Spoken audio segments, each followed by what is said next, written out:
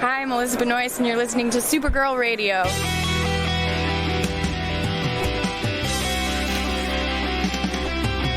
McGurk! I love typing. Not mess with my Google Docs, Meeksy. Supergirl Radio is going live every night of the week. How do you like it? Is becoming a human burrito a plus or a minus? I don't know. It does seem snug. I mean, they say you are what you eat. Kira.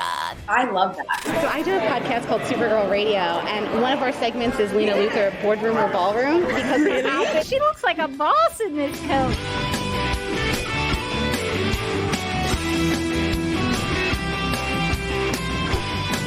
Nasty Luthor like a different Luthor? It's not just Lena being mean? No. Helen Slater here. So fun to know that you're hosting a podcast called Supergirl Radio. Yes!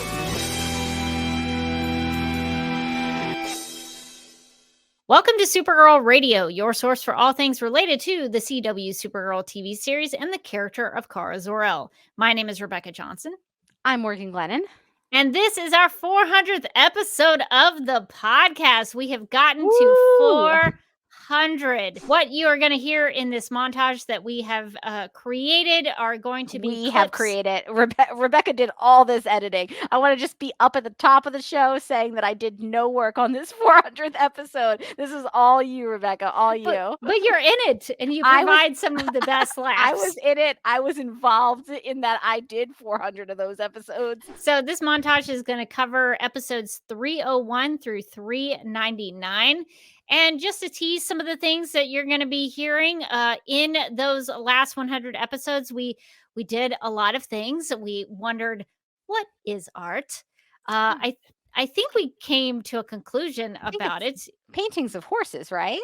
And maybe a lady with a sandwich who kills for a sandwich. That's right. That's right. Maybe that is art. We don't know. We'll leave it up to you to decide. We got Morgan's dream recast of Zor-el in the last 100 episodes. Just keeping it so tight. That's all. Just looking so good, Jason Behr. We also couldn't figure out where Magan went, where she disappeared to. Where did Magan go was a big question of the final season of Supergirl. Poor Magan. We also had to save a live stream from a fifth dimensional pest named Mikshez Pitalik. And we also had to save a live stream from a smoke detector. We finally got Mr. Bones in live action, even though he wasn't on our show. Why would he be on our show? That wouldn't just make sense. We held a March Madness game night of Team Mermaid versus Team Werewolf. That was very exciting. Had the Morgan Glennon Podcast Universe people on. We also read through Supergirl Woman of Tomorrow.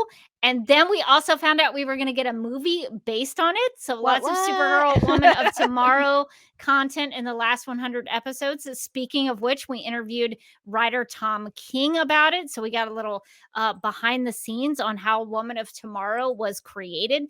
We did a lot of interviews actually in the last 100 episodes. We talked to the young Danvers sisters from season 6. We talked to young CJ Grant. We also talked to Claude Knowlton. We also talked to Ozzy Tesfaye. We talked about the News Gal Legion with her. Got to tell her about that. We also talked to Matthew Wilson, who is the Supergirl property master from the show. We talked to Olympian Laurie Hernandez about her love for the Supergirl TV series. Got to talk about Lena Luthor and her wardrobe, which is a lot of fun. Then Nicole Maines also returned to Supergirl Radio. We got to catch up with her about Dreamer's appearance in the comics and her writing process. And then my personal favorite interview that we did, I got to talk to comic book writer Morgan Glennon about her process, about how she writes comics. Yes, I've worked on so many projects, and I really brought a lot of deep comic book knowledge from that one that I did to that interview. So if you are an aspiring comic writer and you're like, how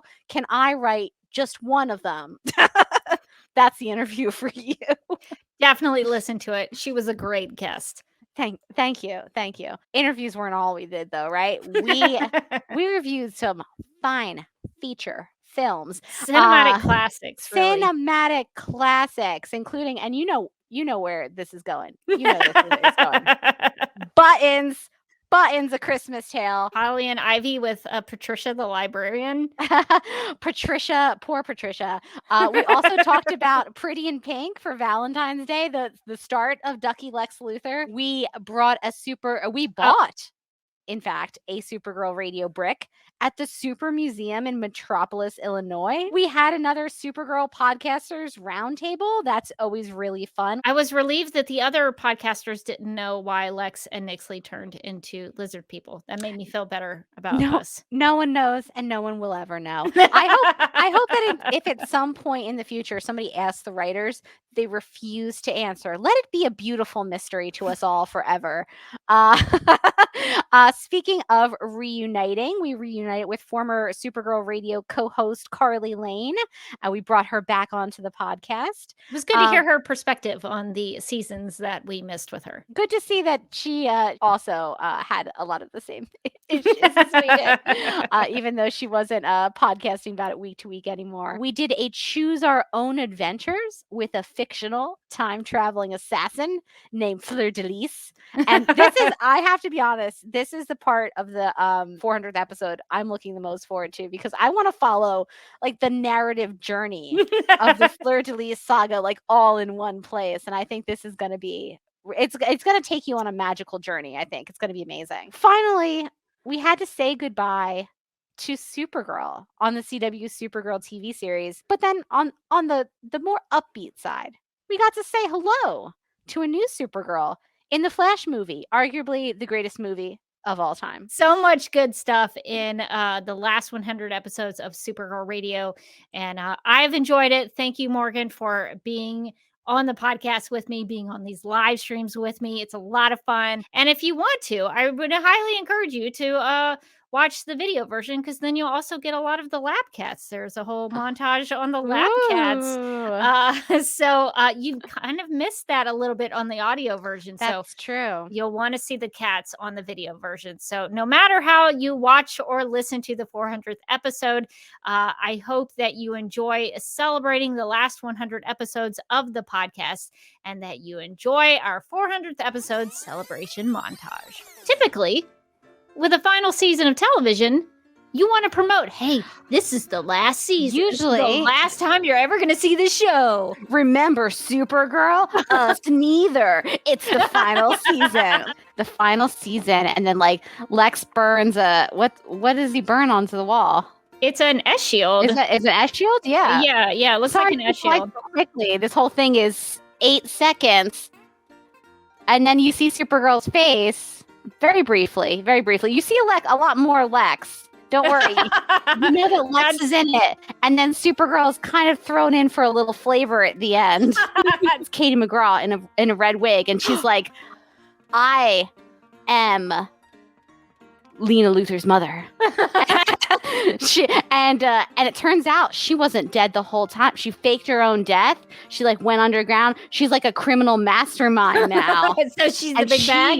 She's pulling all the strings, and she's the big bad. And then we get like down the season, we get like an emotional moment between Katie McGraw and Katie McGraw, because she's playing both parts in this scenario. It's not hard. Good. Was I supposed to feel sorry for Andrea in that scene? I did not. I did not at all. No part of me felt bad for her. Right after they launched a VR platform that almost killed everybody, wasn't like the time for her to cry and be like, oh, my company. Like, you almost killed everybody. It doesn't seem like you care a lot about that. She's like, I don't. My dad's mad at me. And Lena, I guess, because of her own experiences of kind of flirting with the dark side, seemed to really give up on, like, just really accept Andrea, despite the fact that, like, I don't know, what's the timeline on the show? How many days ago was it that Andrea tried to kill someone? Like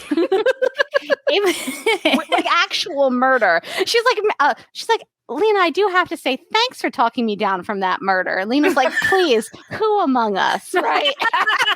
Lena should have taken the fifth. She admitted to some so-called crimes. Lex is charged with crimes against humanity. That's not a crime in the United States. Well, it is in the UN. It is in the UN. Yeah, the UN. It's in international law, but it's not a federal crime. It's not a state crime. He's charged with the murder of Dr. Jared and conspiracy with Eve, but presumably Lena is a co-conspirator as well. So I had a question about that because I was wondering why was Lillian not being charged? Why was Otis not being charged, or Lena? Like why was it just focused on Lex? Because they were just as much part of that as anybody else. I think it's because the Super Friends captured Lex at the fortress and they turned him over to the authorities, and Otis and Lillian weren't there. So they couldn't be brought up on. I think that requires a certain level of logic and real world common sense being brought to decisions that maybe didn't actually happen here. But can I flag what Daryl just said in the chat? Because he makes a really good point, which is that going backwards, Lena pled the fifth under circumstances where she could not plead the fifth. But here, where she should have, she voluntarily walks into the courtroom. Exactly. I was going to make that point. Herself. Yes, I was going to make that point. Will they eventually write an actual arc on Jeremiah's murder or nah? I'm thinking nah. Yeah, definitely. At Willie Belcher 6 says, don't know, giving up hope, too much drama. Which kind of sounds like a very beautiful haiku. Morgan, what do you think about the Phantom Zone having storage rooms? Once you start adding structures and buildings that aren't caves to the Phantom Zone, you open a book of questions that I don't know that they want you thinking about. Like, wait, who built that? Wait, where'd they get the supplies? Wait, did several people build it together? I thought everybody hated each other here and trying to murder each other. Wait, why would they build it? Wait, was somebody in charge and did they think about this? And were they put blueprints together and then they got and then they hired? Did they hire a bunch of Phantom Zone prisoners? Like contractors with construction worker hats on? Like what? Wait, who did the site the inspection? Is it up to code? Is that building up to code? Sam wrote us an email with a huge dilemma saying, quote, I've been watching the show since season 1 and have been holding on by my fingernails as each season goes by. I do everything I can to enjoy what little I can with each episode. And even in season 5, I found reasons to enjoy the smallest of moments. However, season 6, I can't seem to find anything.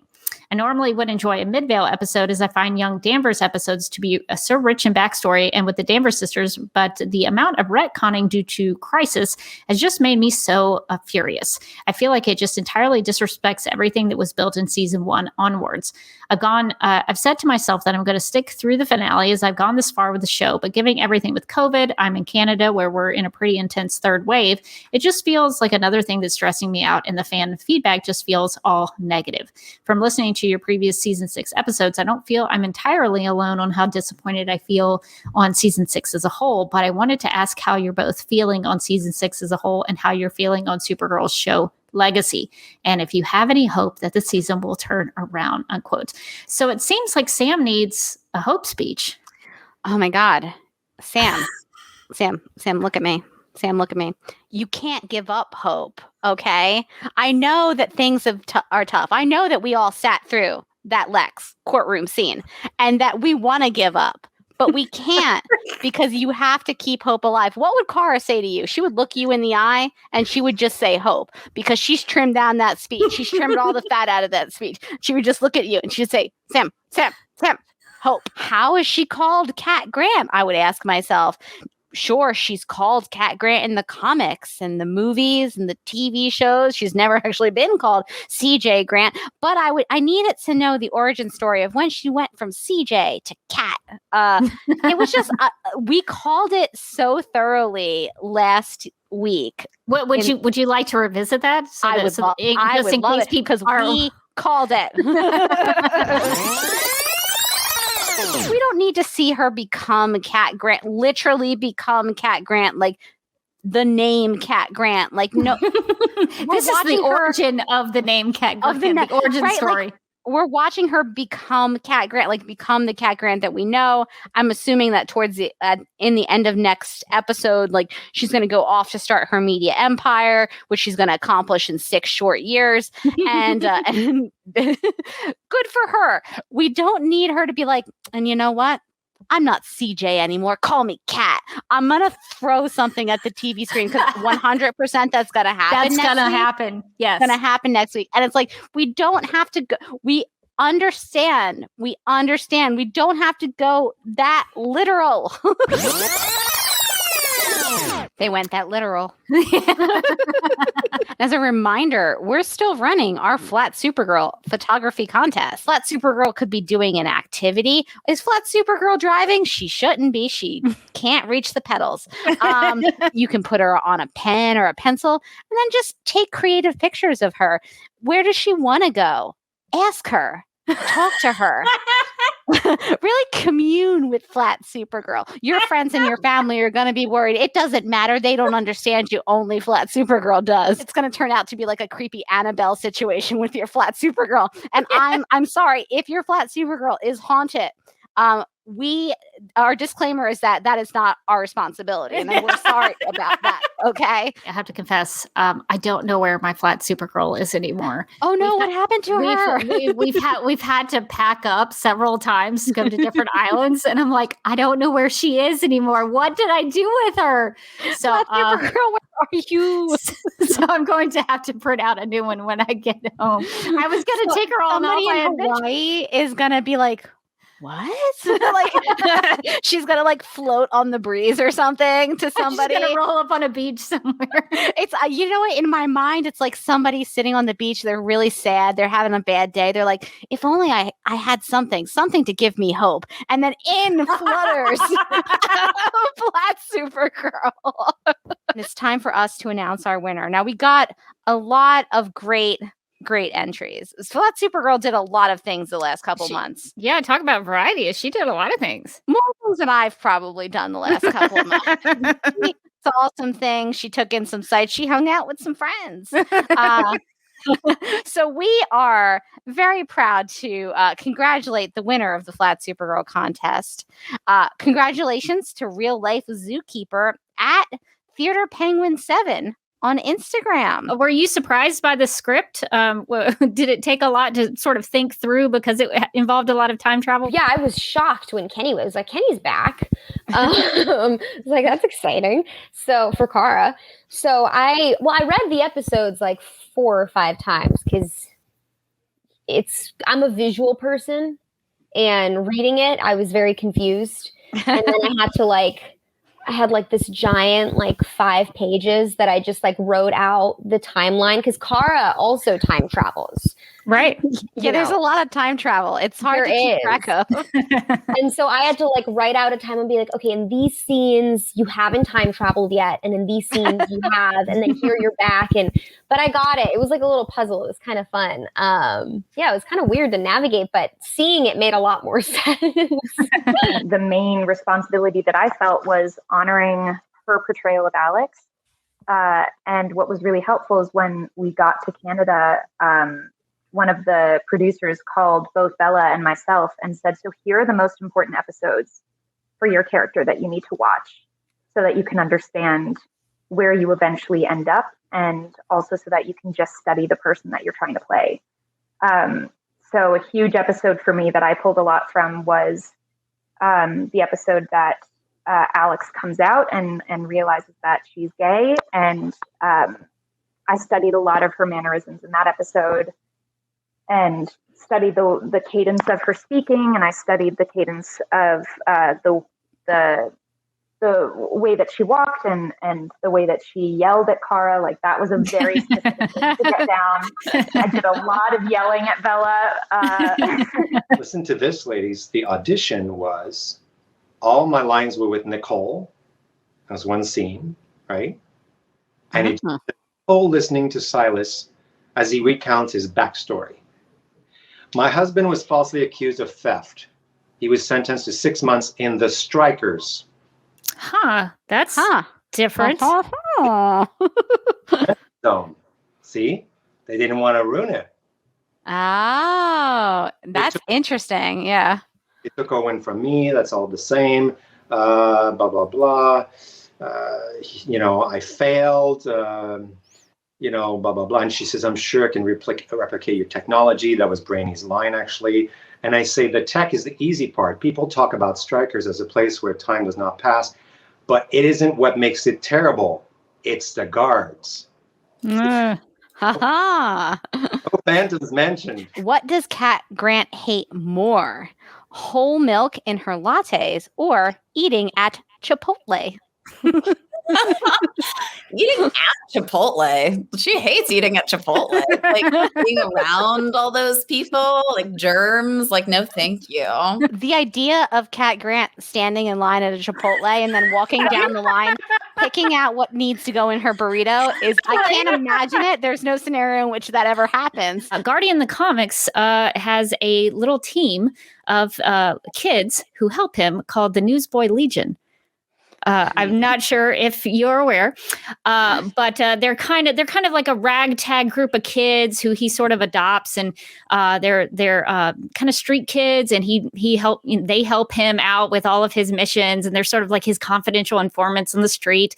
And so we at Supergirl Radio have formed a very big attachment to the Newsboy Legion. We love the Newsboy Legion, and we have been wanting to see if maybe Kelly with maybe some of these kids in the Heights could develop a relationship and form a News Gal Legion. Do you think that's maybe something that's possible? I love that. I don't think that they thought of that, but I think that's really cool. But the kids do. I guess there's a version of that because their storyline continues. Oh, this is so cool! I love that I can see all the imagery. I like that they have membership cards. I think is really important. Yes. That's so good. And member numbers, like number 49. It's very official. Yeah. It's an official organization. I think this is a spinoff I didn't realize I needed. I feel like Kelly is a very organized person and would actually give everybody a number, just keep track of it. I feel like Kelly's big into unionizing and ID cards. Yes, this totally feels like up her alley. If I'm honest, I don't think it was intentional, but these kids do play a big part, and they're not just guest stars; they're recurs. So they will continue to exist, and they are a big part of Kelly's story. So I guess there's a version of that. This was a great project because when you look at the original comic books, and you want to always you want to honor DC and their legacy and their mythology and their anthology. So if you look at the original comic books, you'll see that the Phantom Zone projector has a very basic shape because it's a comic book, so there's not a lot of detail in the illustration at that time. So I wanted to go back to that and say not everything has to be so complex. Not everything has to look so slick and high tech. That this Phantom Zone projector, I wanted to do a callback to the original comic book shape. And so that's why it has that very deliberate large ring shape, and the tech in the back is more industrial and a little high-tech steampunk, or if you want to call it, to give it that feel and honor the original DC illustration. This last bit of news is more so Supergirl Radio centric, and maybe not something that other Supergirl podcasts would cover.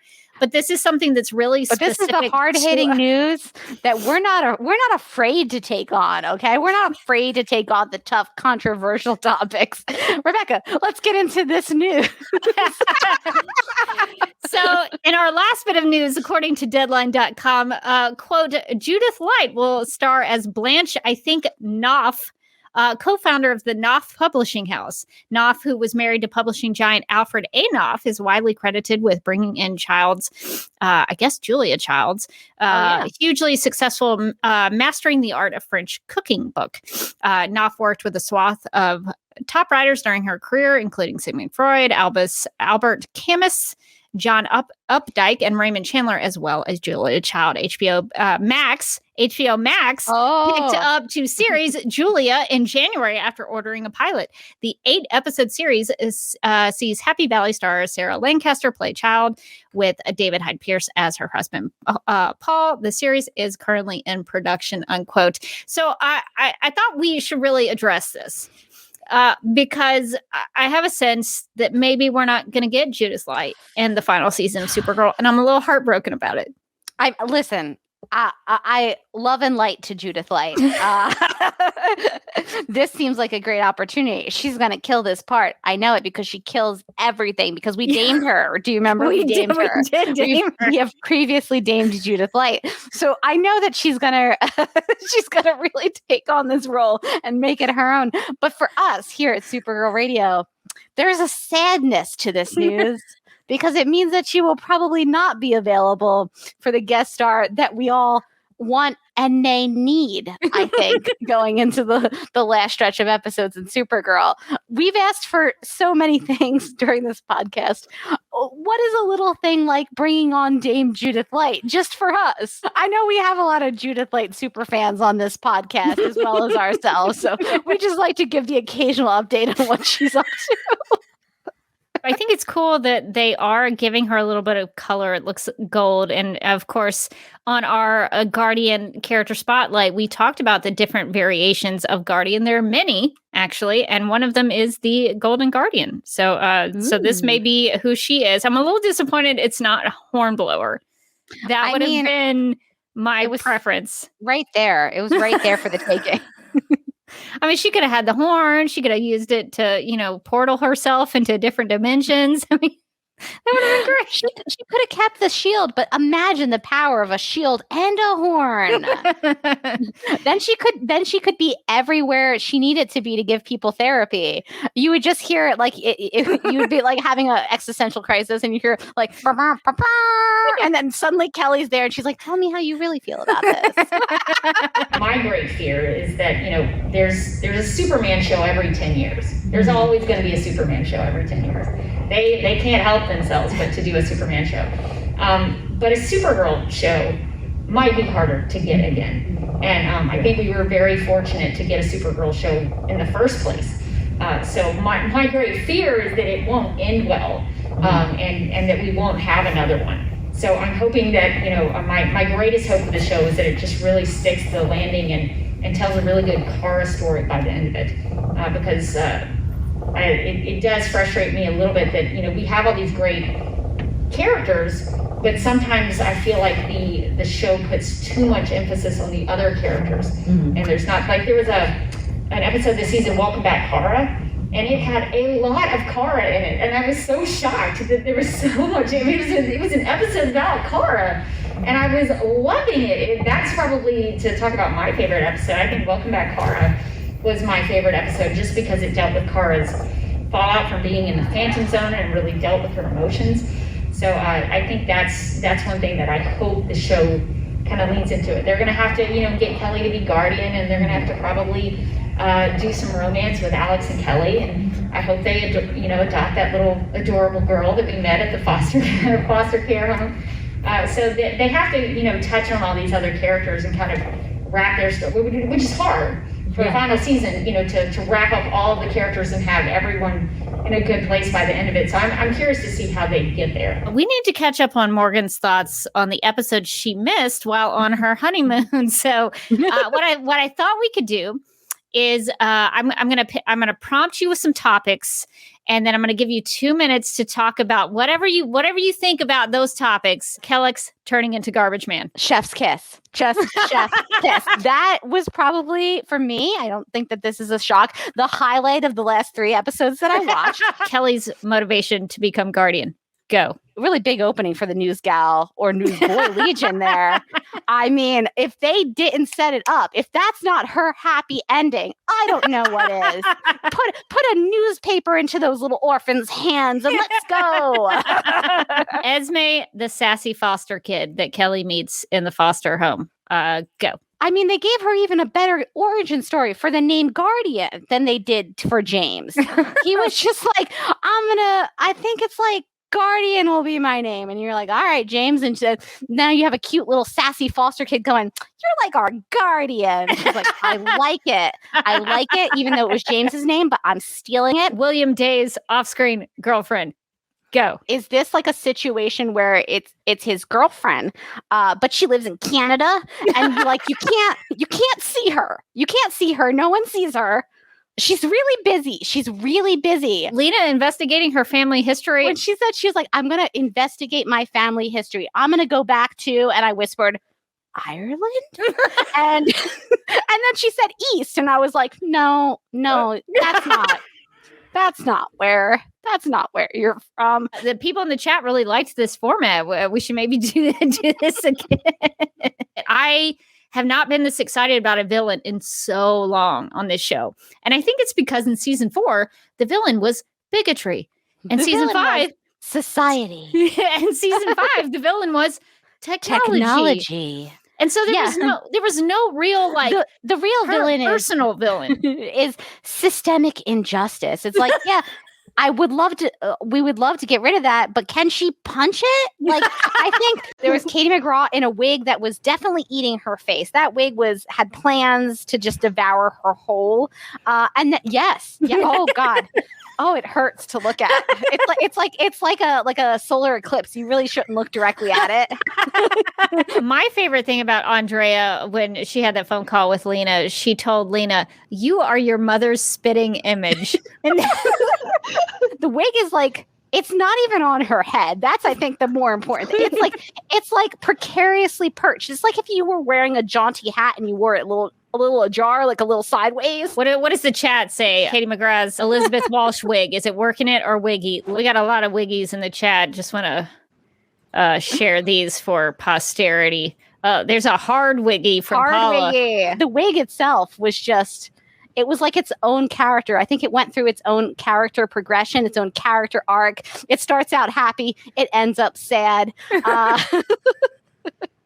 I love that wig. That wig is so great. And God bless it. I hope it does well for itself, because it's clearly a sentient living creature that's just on her head.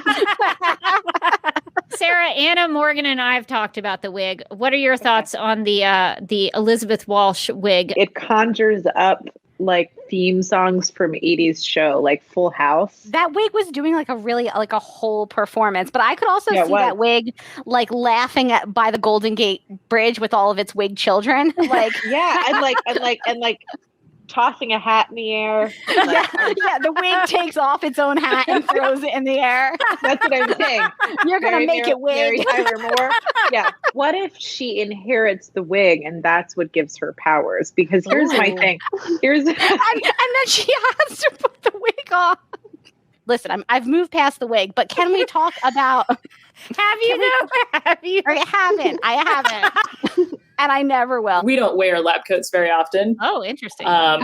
Because most of the things that we work with are like basically either soaps or solutions that are like saline to keep tissue alive. So like it's not actually required much for us, but every time they go to take a picture for the university, you bet they're like, excuse me, could you actually put on a lab coat so people know you're a scientist? And I was like, oh, is that how it works? Don't tell the field biologist out in the prairie or anything. They are not wearing lab coats. They're like, these are Grey's Anatomy rules, and if you don't have the lab coats on, how will we know? Yeah. So I was like, okay, that's a lot of lab coats. I mean, they were very nice. It seemed like they were probably like monogrammed and like possibly tailored for them. Like I feel like you would go to the store when you got there and you got like your 3 lab coats. That's what happens at fancy institutes, but not at a public institution. We get like a white coat that's like stained with weird solutions, a little bit on the sleeves, and it's been in a drawer for a while. But yeah, we can talk about this later, but it did make me laugh that there was like all of this PPE. And then I was going through this in my lab this week. And then I was like, Lena's going to do something ridiculous. And then she didn't. She was like fully in lab appropriate clothing the whole episode. What a letdown. My theory for why Kara failed. She was supposed to come out to the world as Kara Danvers as well. This season is about power, and Kara having a secret identity is her having the privilege of hiding. The show will end with her revealing that to the world on her own terms, not on blackmail. I mean, that's interesting. That's possible. I did wonder if it had something to do with her secret identity, but I was like, but what?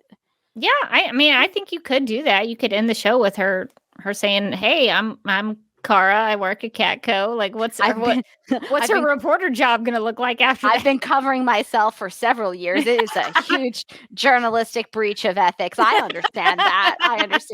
I thought that they had settled on not doing it. Honestly. That's what I thought. And I was like, oh, Lena's learned her lesson from season 5, because there was that whole thing about her taking away the free will of the people. And this was very similar. So I was like, oh, Lena's learned something. And then the next scene, they're telling William that they're going to do it. And I was like, oh, so clever. What they're going to do is they're going to have him like write an article, and somehow that's going to trap Nixley. Like, I don't understand it. But they're playing on a different dimension. 4D chess. As me. Yeah, 4D chess. Like, I don't get it. I don't know that it makes sense, but I'm like, this is a clever plan, probably, maybe. and then we come back from the commercial break, and I'm like, I love how resourceful these guys are being. I like how they're playing everybody. They're playing William, but they're also playing Jean. They're playing Alex because they're not in on it either. It's just a Carolina thing. They're like winking at each other. I'm like, yeah, girls, yeah. And then they do the exact thing I thought that they had agreed not to do. Yeah. And then I went, oh no. I've misunderstood something very basic. So I watched the whole episode, and when it got over, I literally rewound back to that scene. And I have to tell you, despite having watched it like twice, maybe almost ranging towards 3 times, it still wasn't entirely clear at the end of that scene that they had decided to do it. Even if you do something morally wrong, but you do it with people knowing about it in the public, does that make it less morally wrong? Still wrong. That's the thing that I couldn't get. It's like, if I decided to I don't know, slash your tires, but then I wrote you a note and I put it on Facebook or something. I was like, I just slashed Rebecca's tires, and the reason I did it was because I was mad at her. Like, it's still not a good thing that I did. Who cares if I did it in the light of day? I still did a messed up thing, and you're very justified in being angry at me. Like, it just doesn't make sense. Always talking about bacon, but he never brings any baked goods. Like, I feel like that's kind of William's vibe. Like, he's like, oh my God, I just made the most amazing quiche. And they're like, well, where is it? Oh, just me and my girlfriend who's totally real. We just had it. We shared it. I took a picture on Instagram. Did you see it? Oh, no, you don't see it? Oh, it was in stories. It was over 24 hours ago. I guess you just don't check my stories enough. Like, he never posted it to stories. He never made that quiche. We are live and wired to discuss and review the Supergirl Season 6 episode titled Hope for Tomorrow. Lots of hope in Supergirl. Maybe not so much anymore. But I saw the title and I was like, Hope? Is she back? And no, she wasn't back. So no, thanks for nothing, Supergirl writers. You know what could have helped this episode is if Hope suddenly showed up and was like, it is me. I am the totem. Lena, who is like really embracing her witchy ways. Her hair's crimped now. She's like really just going into that witch vibe. The witch vibe is apparently like your hair is like not poker straight anymore. Now you got a little curl in it. The curl is nature, taking hold. She's also looking up charms about complexion elixirs. Sure. I wasn't exactly sure what that had to do with anything, but well, you know what? She may or may not be poor now. And what better way to make your money than with like YouTube makeup tutorials, but like with your witch powers? And I think she's going to monetize that channel real fast is the thing. I just love that you paused that to see what spells she was looking at and that they made no sense. I like that. I like that as a whole vibe for her. And she's like, well, why can't you just take all their nukes? Like, why can't you just take all the nukes in all the world and get rid of them? And Supergirl's like, well, I can't. Like, I have I've swore an oath not to. And I went, okay, all right, let me clarify. Okay. She says, I am forbidden from interfering in human history. Morgan, do you know what that's from? No. It is from the Christopher Reeve, I think the first Superman movie, where he's told, I think by Jor-El, I haven't watched it in a while, but Jor-El tells him not to interfere in human history. That I don't think applies to Supergirl. I was trying to think, has anyone ever told her that? Is that anything that... I know Superman fans are gonna like latch onto that, and we're gonna recognize what that is. But has that ever been established in the show? So Supergirl? So I have the memory of told Alex her that? after she got memory wiped. So it's Swiss cheese, basically. It's I'm microwaving staplers on a daily basis, but I'm pretty sure that nobody ever told her that even once in this whole entire show. But she said it with the confidence of a writer who is like, I think we've established that. You haven't. And also, she interferes in human history all the time. Arguably all the time. A couple episodes ago, not even that many episodes ago, she was going to a city council meeting to get a building rezoned. Martian Manhunter says that he and Brainy will fly the missiles into the sun. Oh, no. And I thought, oh, no. Why is Martian Manhunter doing that? Yeah, Isn't his weakness fire? His one weakness is that he's scared of fire. The Not sun anymore. is the biggest fireball that we know of. Not anymore, Rebecca. He's so brave. Why would you have Martian Manhunter fly something into the sun? Because they don't remember that he's afraid of fire is the thing. They don't remember that at all. His whole civilization burned. No, that's got why none of that. He's like the last Martian except for Magan. His Where's whole Magan? race of people except for the white Martians burned alive. And they were going to send him into the sun. Can we start with Nixley's diabolical plan to like kidnap William Day? Like, yes, like, let's I'm gonna hit them where it hurts. right in their heart, the heart of the team. This guy. How are they going to fix this mess? I hope this leads to something better. Me too. We all do. We're all listen. What we can take from this, I think, is that we're all in this together. It's all of us on this boat. El Mayara. Here's Mark's snap judgment.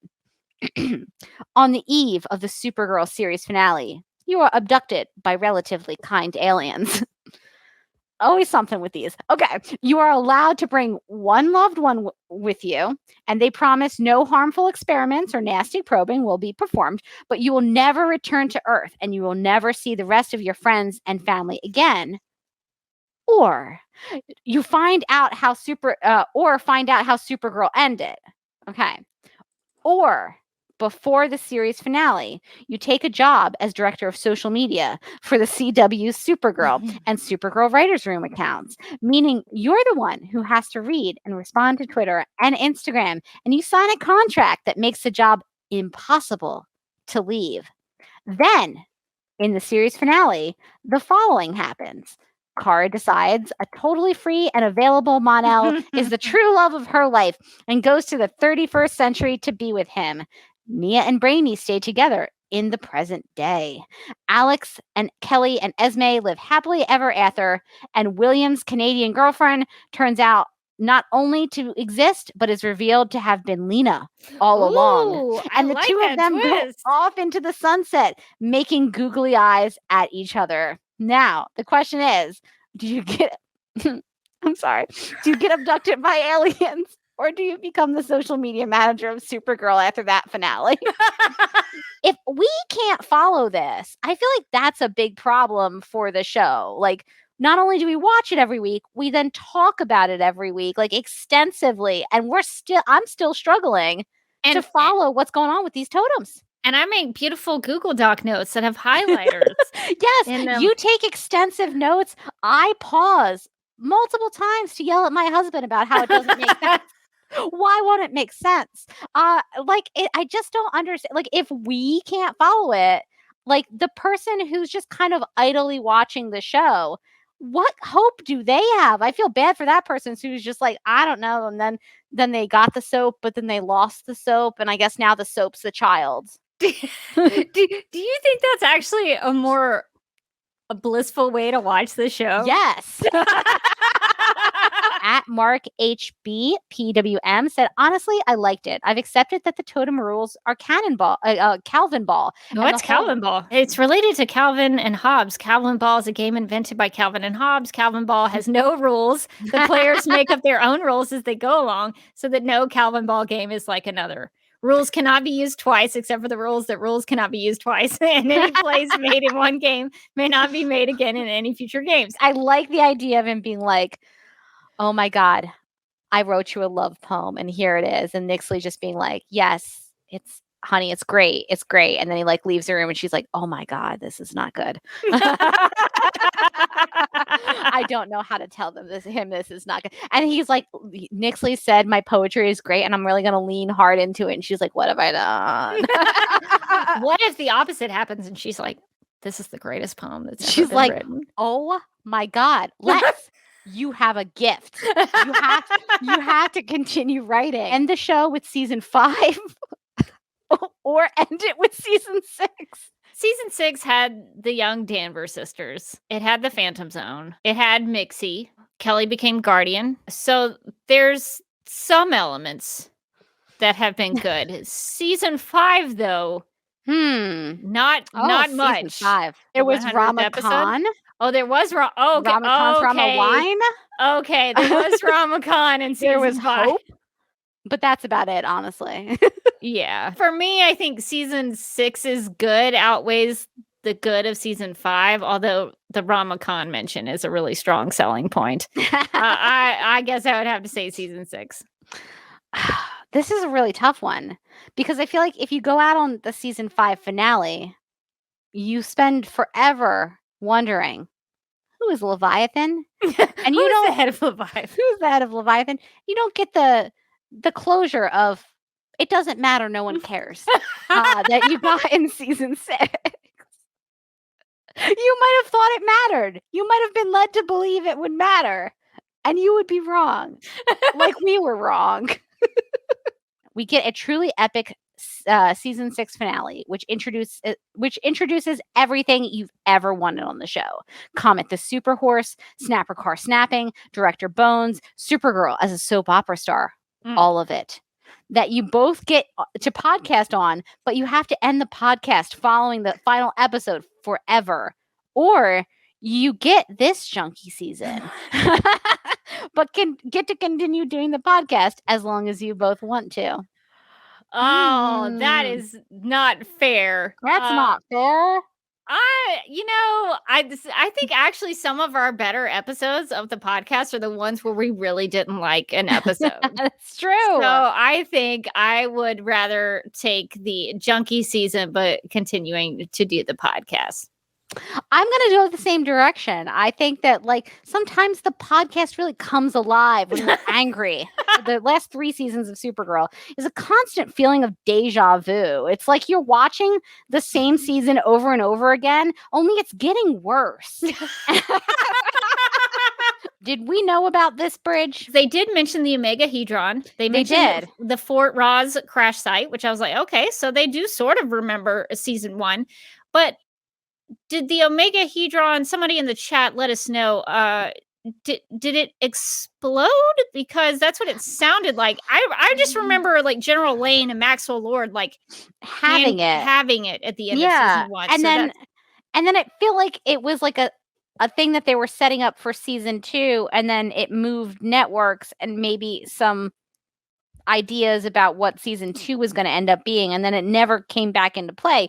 So I was surprised when they were like, yes, when the Omega Hedron exploded. I was like, on this show that happened? So for plot reasons, they made up this bridge and then tried to gaslight into us to believing it existed all along. Because they do have that power. They do. And they're not using it responsibly. So are we Mon negative for this episode? You know what? I'm Mon neutral, I think. I might have even been skewing towards Mon positive. Oh. He had the beard. He did have the beard. Always a plus, helps with the Mon feelings. And then he did his little cape trick, which was great. I like that. He was like, look at Kara, look. And she was like, you're still doing it great. And then at the end, he was like, I will never see you again. Good day. And I was like, okay, weird flex. You're not leaving me. I'm leaving you forever. It's like, you're a time traveler. You can come back when, okay, bye, I guess. She's, hey, Mon-El, are you going to come to Alex and Kelly's wedding? Do you have some time? Never in this lifetime. Goodbye. I just the over dramatics of that statement completely unnecessary. so unnecessary. She's like, I didn't even ask. She was like, listen, not only am I not coming to your sister's wedding, I will literally never see you again. But it was great. And she was like, okay, goodbye. It's like, what an uncomfortable moment with your ex-boyfriend where you're just like, I'm just trying to be normal, dude. I'm just trying to be normal. And you're taking this to a 20 and I'm at a 9 here. Like, I don't know why it has to be like this. I saw an interview with Katie McGraw where she was like, I'm at a completely different wedding than everyone else. Katie McGraw said that Lena looked like a Colombian drug lord. And she looks like the rich wife of a mafia don. She looks like she came out of like a Real Housewife situation and then rolled into a Hot Topic. She looks like the fanciest goth at the ball. Lena Luthor has showed up completely dressed for a different occasion than everyone else, one last time to give me joy one final time. And I love it so much, and I hope she never changes. She started the Lena Luthor Foundation. What does that do? What is it? The logo of it gave me no indication. It's just like a tree. Maybe the Lena Luthor Foundation is bringing magic to the masses. Oh, yeah, possibly, yes. She's just like she's handing out twigs for people to sniff. She's teaching young girls to make poultices and live off the woods, like just like these are the berries you can eat and these are the berries you can't. Maybe she has like a summer camp for young. A witch's summer camp. I think we're really pitching a spin-off that I would actually like to see. Like starring Lena Luthor and the camp kids. It's called Witch for a Summer ! And starring Lena Luthor, and she's got like a little camper's outfit with like a whistle around. Yes. I think this is a perfect endpoint for Lena. It makes total sense. We know now what the Lena Luthor Foundation is. It is not, in fact, a summer camp for witches, but it is an organization that has created a renewable energy source that'll provide affordable power to national cities underprivileged.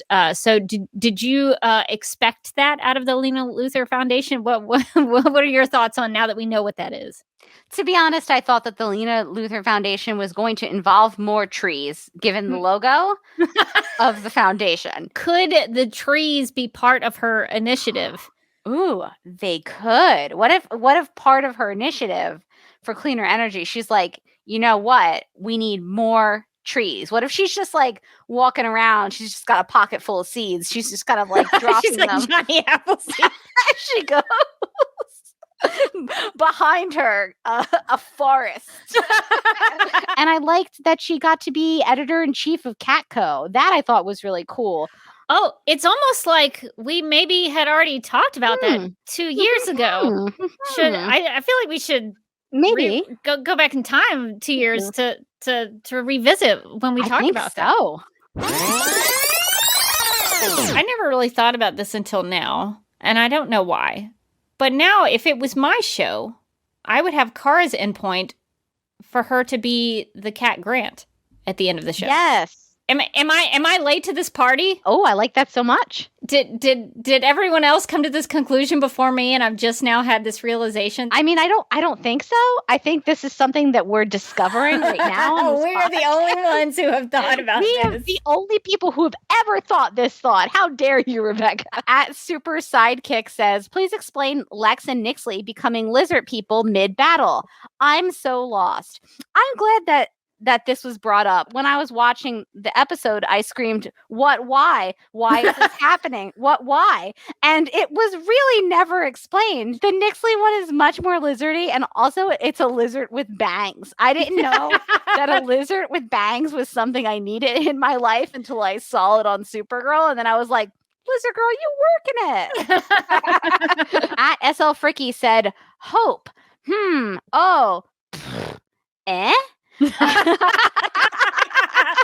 of 7 all-stone totems, how many all-stone totems would you give Supergirl season 6? 2 or 3 all-stones?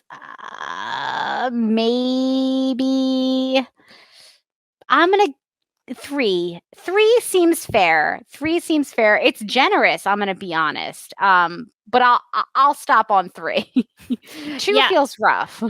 This was hard. Maybe more correct. this was hard for me as well. I settled on maybe 3.5 because I thought 3 initially, but the more I thought about it, I was like, all right, well, I'll give it some of the things that I thought it did well. We talked about some of the things that worked for us. I thought it had a few good moments and a few good episodes, but overall, I thought season 6 was pretty confusing, that it wasn't well written, and it, for me personally, had a disappointing end for a final season about a show supposedly about Supergirl. That's what we're told. So I think as a whole, I would probably land somewhere between a 3 and 3.5 as well. So that's interesting that we both had the same answer. I will say the highest in the chat is 5. The lowest in the chat is 0. But maybe the most correct in the chat is Nicole's answer. I give it the hope totem that was yeeted into the sun. We don't have a worst episode per se in the category choices here, but we do have an episode that maybe could have been better. So my top 2, A Few Good Women. So that's the second episode of the season, which includes Lex Luthor's trial. And I don't remember anything else that happens in that episode.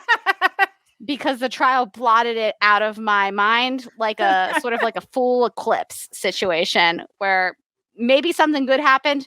I don't know. Lex trial. It was quite bad.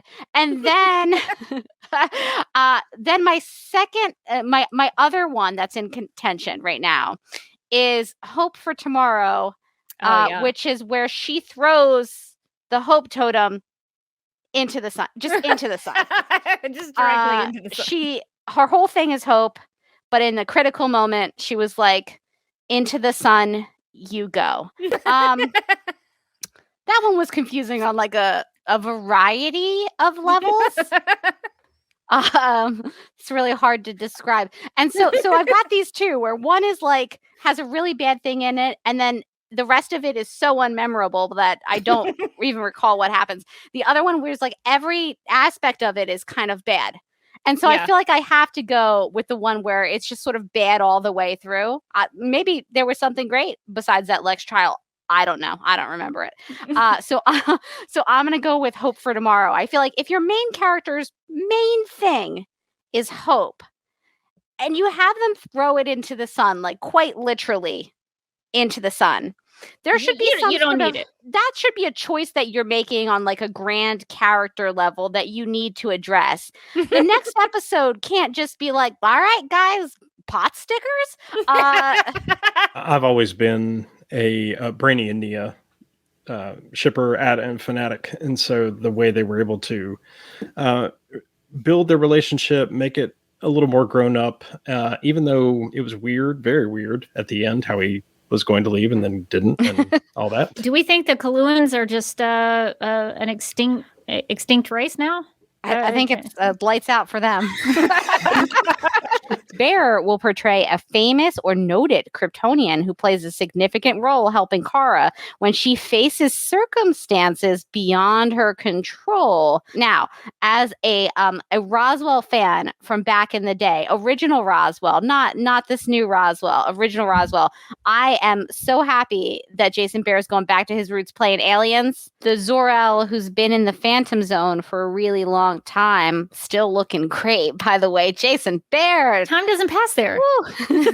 They had Melissa and they had Jason Behr looking good, by the way. And they could have still looking good. Still got it, Jason. They're Dementors, okay? Yeah, I'm not going to can't sugarcoat the Dementors, but Jason Behr is there. There?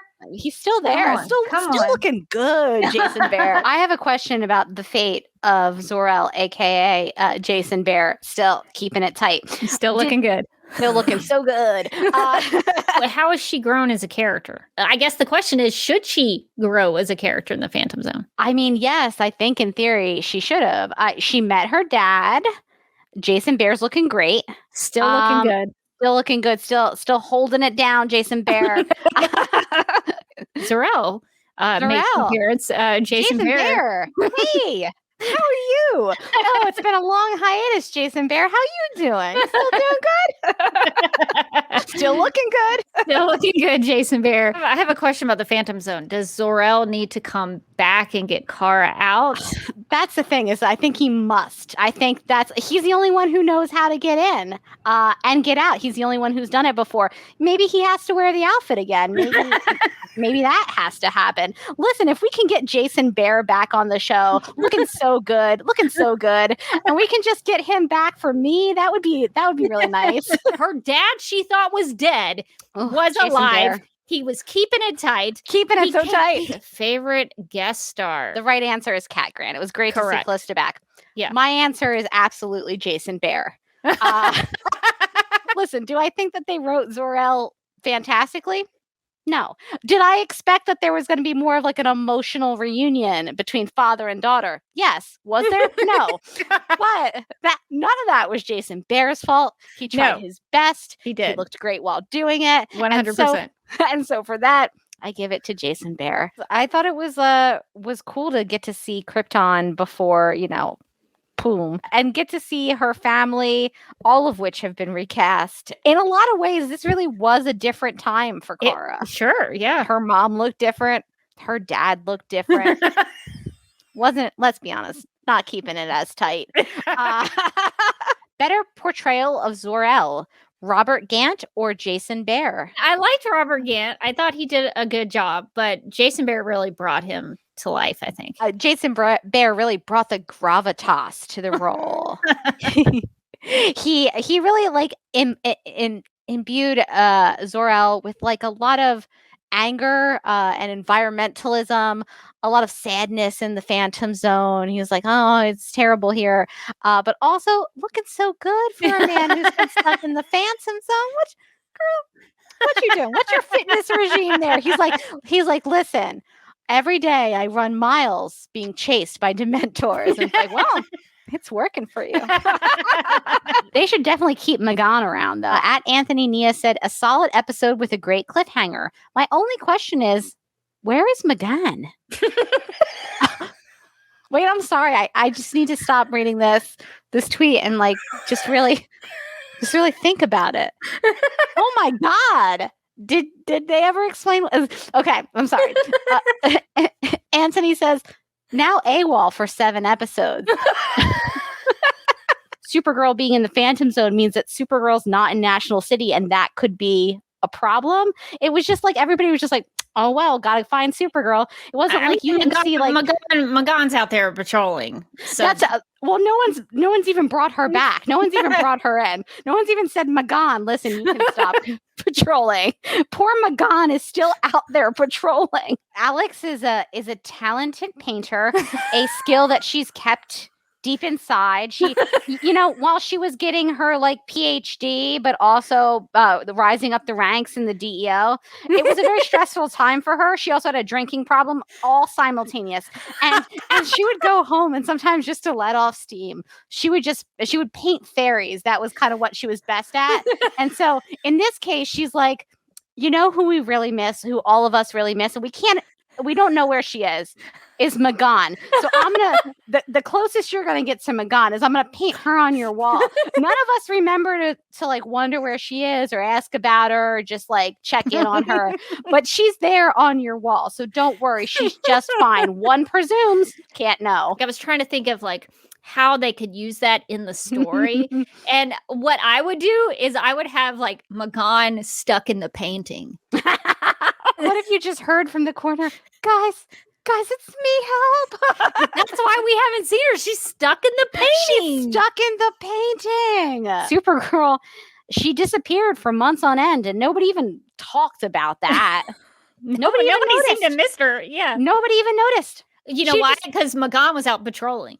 Somebody was still protecting the streets. You know what, Rebecca? She still is.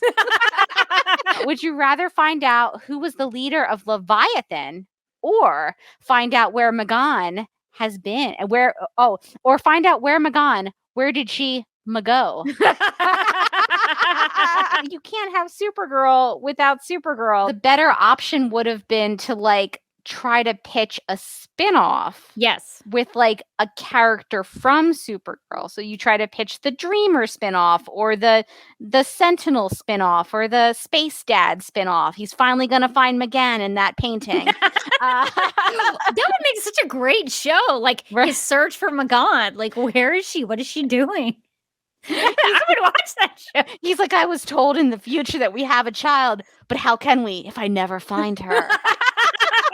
New Rachel says it's kind of like a sci-fi room of requirement, which is kind of like Harry Potter. So we're really just digging into the Harry Potter mythology, which, you know what?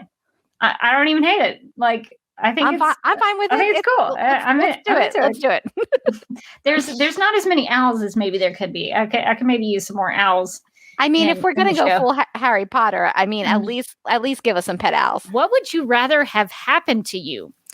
So these are the options. So the first one is you're imprisoned for 10 years after accidentally posting a copyrighted song on a podcast, and you are forced at gunpoint to steal uranium in a work release program. So that's your first one. Or would you rather be attacked repeatedly by an owl just because someone's mother doesn't like you? So I think maybe I'm going to go in prison for 10 years because at least I'll be away from an owl attacking me repeatedly. An owl, one owl. I can fight an owl. It doesn't say a lot of owl. It says that's true. An owl. So one owl comes at me, head mask. So you're fighting for your life is right. what you're doing. So Eliza shows up out of nowhere. She's got a gun. She's killing some owls, and she says, I forgot about the owl. She says it's like it could be a Kryptonian. How?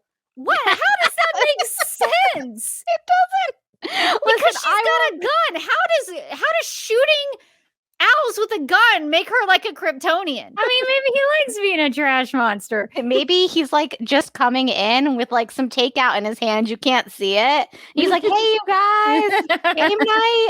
And everybody just freaks out. Everybody just assumes the worst. You see a trash monster and you think, run, hide.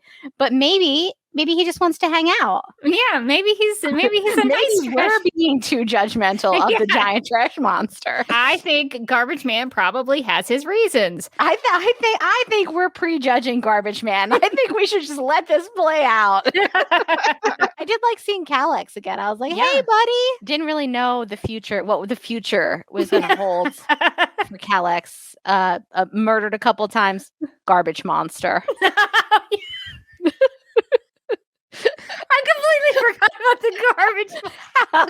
I only remember the garbage monster because we spent like 20 minutes parsing the trailer one time, and I like took the brave and bold position that the garbage monster was misunderstood, and then it turned out the garbage monster was misunderstood, like just a stupid joke I was making, and it was Calyx. Because I'm asking the question, the question that Liz Lemon as Mrs. Donaghy in the season 5 episode of 30 Rock, she asks, what is art? And Jack Donaghy says it's paintings of horses. That's what he thinks art is. So I mean, horses are hard to draw. Have you ever tried to draw a horse? He's not wrong though. He's not wrong. That moment where Supergirl is fighting the insanely evil councilwoman, who, by the way, we need to talk about her because I was obsessed when she killed that assistant for the sandwich. I was like, is this art? Is this art, Rebecca? I would kill for a sandwich right now. She looks at the sandwich and she just goes, I did that. Like, what? What am I watching? You know, I've been asking the question, Morgan, what is art? What and I'm is still art? I still the only answer I know is paintings of horses, of course. I mean, so in a lot of ways, this one does. It checks off all the boxes. Is it emotional? It made me feel something. Does it have a horse in it? check. The saga of Fleur de Lis is very complicated and it has a lot of depth. I can't wait until like our 400th episode when we get like the complete. Yeah, there will be a Fleur de Lis Saga montage for sure. It's going to be great. Disclaimer for snap number 2. Okay. Always good when there's a disclaimer for a snap judgment. What are you doing to us, Anna? Okay. She said, I struggled with this snap. I know the councilwoman is supposed to be the villain. I personally find all villains interesting on these types of shows. And I know this was a serious topic, but I want to treat this villain the same way I would treat any other villain on the show. Other villains have tried to mind control the planet and kill Supergirl, but I'm aware this villain is supposed to be worse than those villains due to real world issues. Okay, so that is Anna's pre-snap disclaimer. Amazing. Really pioneering new avenues on the snap judgment here. Innovating in the world of snap judgments. Anna is an innovator. Okay, so during a live Supergirl radio live stream, you remember that your real name is Madeleine Delarue, and you are actually from medieval France with a spouse and children who love you. And then a temporary portal opens behind you, and you have 5 minutes to decide whether to return home. What do? Tearfully say goodbye to your co-host, possibly Mike. I'm just gonna get out of there without even saying bye to Mike. Am I also saying goodbye to Mike? You might want to. It's up to you. You probably have friends and family members you might want to say bye to first. And the listeners of Supergirl Radio, and walk into the portal and immediately into the arms of your French-speaking family who have been missing you and begging for your return. Or decide to stay in the present time and live the rest of your days missing your children, Isabella, Cataline, Fleur de Lis, Vincent, and your spouse, Pierre, who you had been married to for years and loved your whole life. I think I would need a little confirmation that this was a thing. I wouldn't just be like, oh, I guess my memories are telling me this stuff. Like, I would need a little proof. I would immediately go to therapy, I think. I mean, I do feel like there's an obligation there. If you have children, I mean, you should, I would probably feel an obligation to be there for the children. And who knows what Pierre is like? He might be a good-looking, nobleman, but he also might be like an abusibe father and husband. Jerk? What if he's terrible? So we don't have that information. We don't know. So he could be a terrible person. I don't know. I think I would probably stay in the Supergirl Radio present day just because I don't have enough information to go back to France. So you're abandoning your child, Fleur de Lis. So I'm going to stay here because I have a whole life here. Yeah. Just spent kind of a lot of money on a wedding. I don't know this Pierre guy. Does Pierre like all the same shows I like? What if there are no shows? What if Pierre wants to watch The Bachelor instead of Top Chef? Like, what am I going to do? I don't want to watch that. Last week on Supergirl Radio, you both decided to stay in the present day and not return to your medieval French child, Fleur de Lis. Anna, this is feeling a little judgmental. All right, just to say, just to start, I'm feeling a little judged. Okay, but she learns of your choice, and she's devastated. I'm really sorry. Hold on. I gotta get it together. Okay. She spends her days learning to understand time travel, which unfortunately leads her to become a hired assassin in France in order to afford the funds to build a time travel machine. On her 14th birthday. Wait, she's 14 and she's a hired assassin? It's brutal. We left Fleur all on her own. My God, what have we done? Oh okay. My gosh. On her 14th birthday, she finally makes it to the present day after years of hard work. 785 murders. Holy cow! Wow, that's serial killer stuff. She is I don't want to mess with her. And confronts you in your bedroom at 4 a.m. In a teary monologue, she says, Mayor, why did you not pick me? All I wanted my whole life was to be good enough for you, but you didn't love me enough to come back to me. What do you do? Tell her she's right and that you didn't love her enough and will never love her enough, and tell her to leave your home because it's the middle of the night. Or embrace her in your arms and apologize and offer to let her live with you. So what are we doing with our wayward child, Fleur de Lis, who is murdered over nearly 800 people, who has built a time travel machine, who has showed up in our bedroom at 4 a.m. to be a little judgy about our life choices? What are we doing, Rebecca? I am going to choose tell her that she's right and that I didn't love her enough and will never love her enough, and tell her to leave the home because it's the middle of the night. She's killed almost 800 people. She needs to go to jail. Twist. I'm going in the opposite direction. It's 4 a.m. This little killer's in my bedroom, and she's like, "Mama, love me." If I'm like, listen, kid, not only do I not love you, I've never loved you. She's gonna kill you. Definitely gonna kill me. So instead, I'm going in another direction. I'm gonna be like, "Oh, mon chéri, come here and give Mama a hug." I like that there's like now a continuity of our snap judgment. Are we ready? It's about to get weird. Last week on Supergirl Radio, you were reunited with your French child, Fleur de Lis. You soon discover, due to the lack of forensic evidence, it's not possible to arrest or charge her with any crime. But that is okay, because you soon realize that she is a very polite and conscientious child. Oh, this took a turn. Okay. Great, Anna. I like this. She murdered almost 800 people, though. Let's not forget. That's where the snap judgment ends, right? Like she's a great kid, right? Okay. Right, Anna? That's what we're going with. Okay. You enroll her in the local public school, and her teachers write you long emails of gratitude for giving them such a diligent, hardworking, and scientific and mathematical genius of a student. At home, she does all her chores promptly and makes you traditional French meals and delicacies. She's nice. Kind to animals and offers to sing to you and brush and braid your hair each night. So she's like creepy. She's like a Disney animal, like a little bird from. Okay, one night, as you watch her sew by candlelight in her bedroom, you see her cry. She reveals to you that your ex-husband, Pierre, forced her to become an assassin to feed the family, that she had to secretly borrow Vincent's school books to teach herself science and math, and that she has never had a friend and wishes she had a friendship like the one you and your co-host have in order to lift her spirits. What do you suggest be done? Oh, come on. Offer to have Mike take her on vacation to France to visit her old hometown in the present day and visit the historical cemetery where Pierre and the others are buried to get closure. Wait, who are the others? The other children? I guess the other children. We couldn't save them all. Yeah, we left I guess is this past like time travel? Are we still?